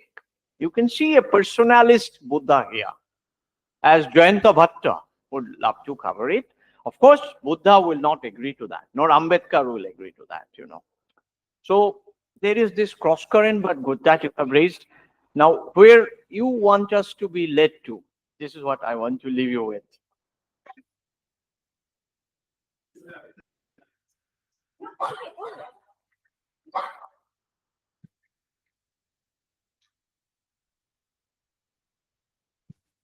Thank you. There's just a comment on the tension at the end, and maybe a way towards resolving it. If I heard you right, the tension is that on the view you're thinking about, the content is internal. It's supposed to be an internalism about content, but the attitudes have an external cause. And it just occurs to me that the cause of a mental state is not necessarily its content, even on the externalist point of view. For example, I might have beliefs about, the Greeks used to have beliefs about Zeus, right? These were caused by thunderstorms and stuff, not by Zeus. So the cause of a state is not necessarily going to give its content.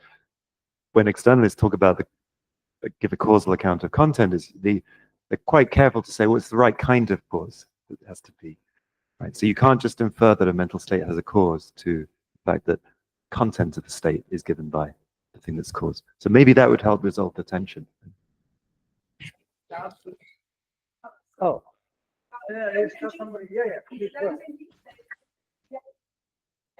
Yeah, so I actually another way of resolving the problem. I was not sure that I saw the tension.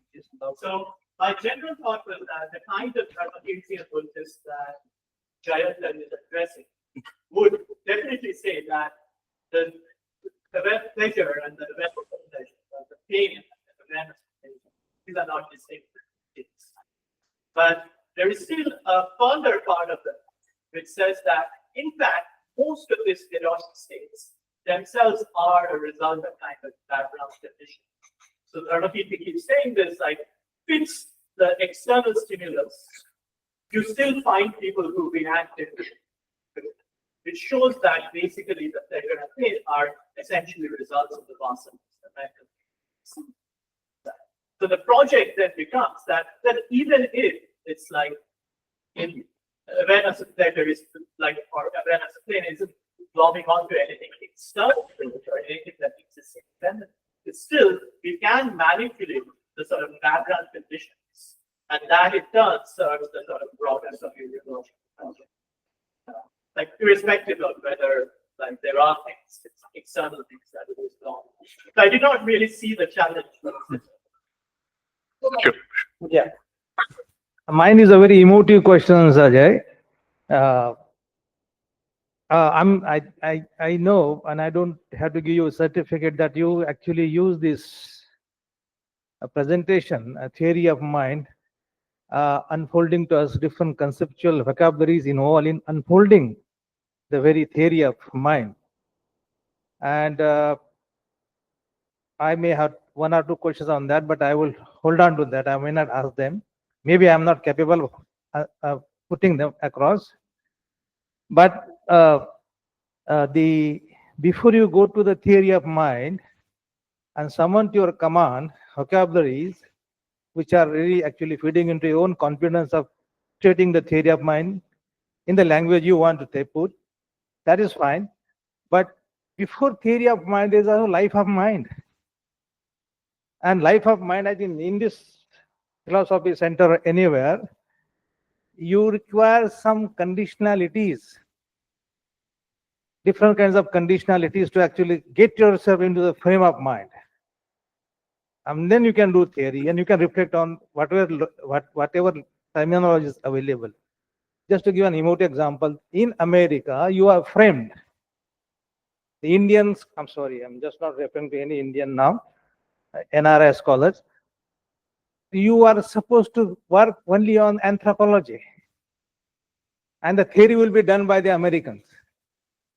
So much of quoting of Rorty and other things is fine. I'm not. But the life of mind is very important. And I must really give one very immediate example is that do women, Adivasi, Dalit, exist only in their body and not in their mind? Is it an important question? And you have in Irish Kannar's Haivadan, the chimerical body, the body is not given any advantage of being theoretically sound and morally integrated. Isn't it? Is there a problem, Ajay? Of privileging life of mind before you actually theorize the mind. That's my point. Okay. Yeah. So maybe I could begin with the last question first, maybe in the reverse chronological order. So your question is very well taken. And you know, like, I mean, of course, you know, the question that you're raising, the concern that you're raising is the first concern in Buddhist philosophy. I mean, in the first noble truth, but mainly that there is suffering. And of course, in the cause of suffering has to be some real causes, right? So the only issue sort of from theoretical point of view that I was trying to take into consideration was that requires going outside of certain mental states in a very robust way. And what could be those, robust ways, and how to theorize about those robust ways within Buddhism? Otherwise, it might look like a challenge. I've received some very interesting kind of sort of feedback with in that regard. And I think the three responses that I get from Professor Shamik, Professor Rakesh and Professor Nilanjan over there, there is, like, though they are different kind of sort of responses, but one thing that is common to them is that something about mental states can be explained in terms of another one. We don't actually need to go outside of the mind in the robust materialist realist sense of the term. I mean, more in the materialist sense, because even Nayayikas are realists, but they're not necessarily materialists. right?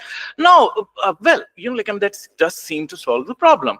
And but at the same time, the issue is that either you think of it as some kind of an infinite chain, in which case it has to start somewhere, and if you want to keep it within the mind, uh, it would have, it seems to me, and I may be wrong here, it would have less conviction, right?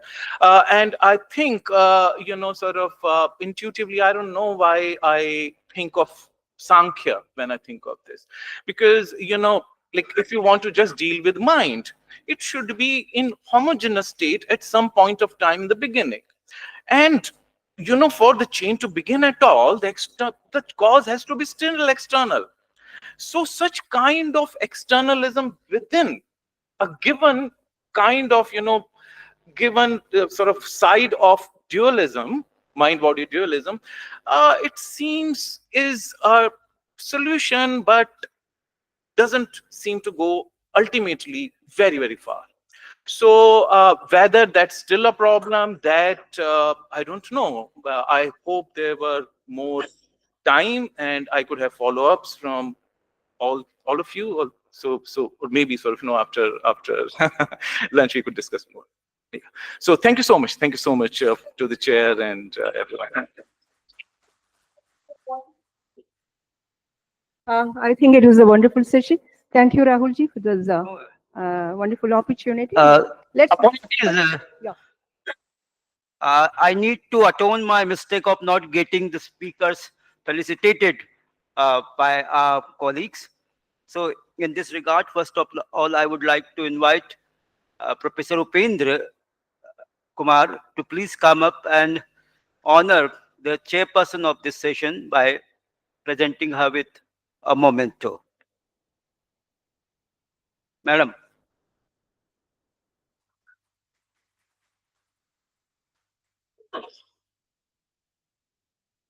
Now, I would like to call upon Dr. Rahul Kumar Maurya to honor Dr. Alok Tandon, sir.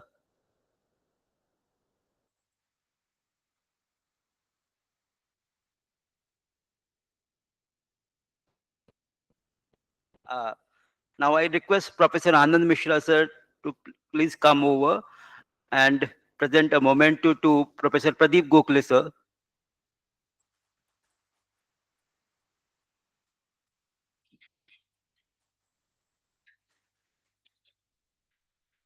Again, I would request Rahul Maurya to please come up and honor Ajay Verma, sir.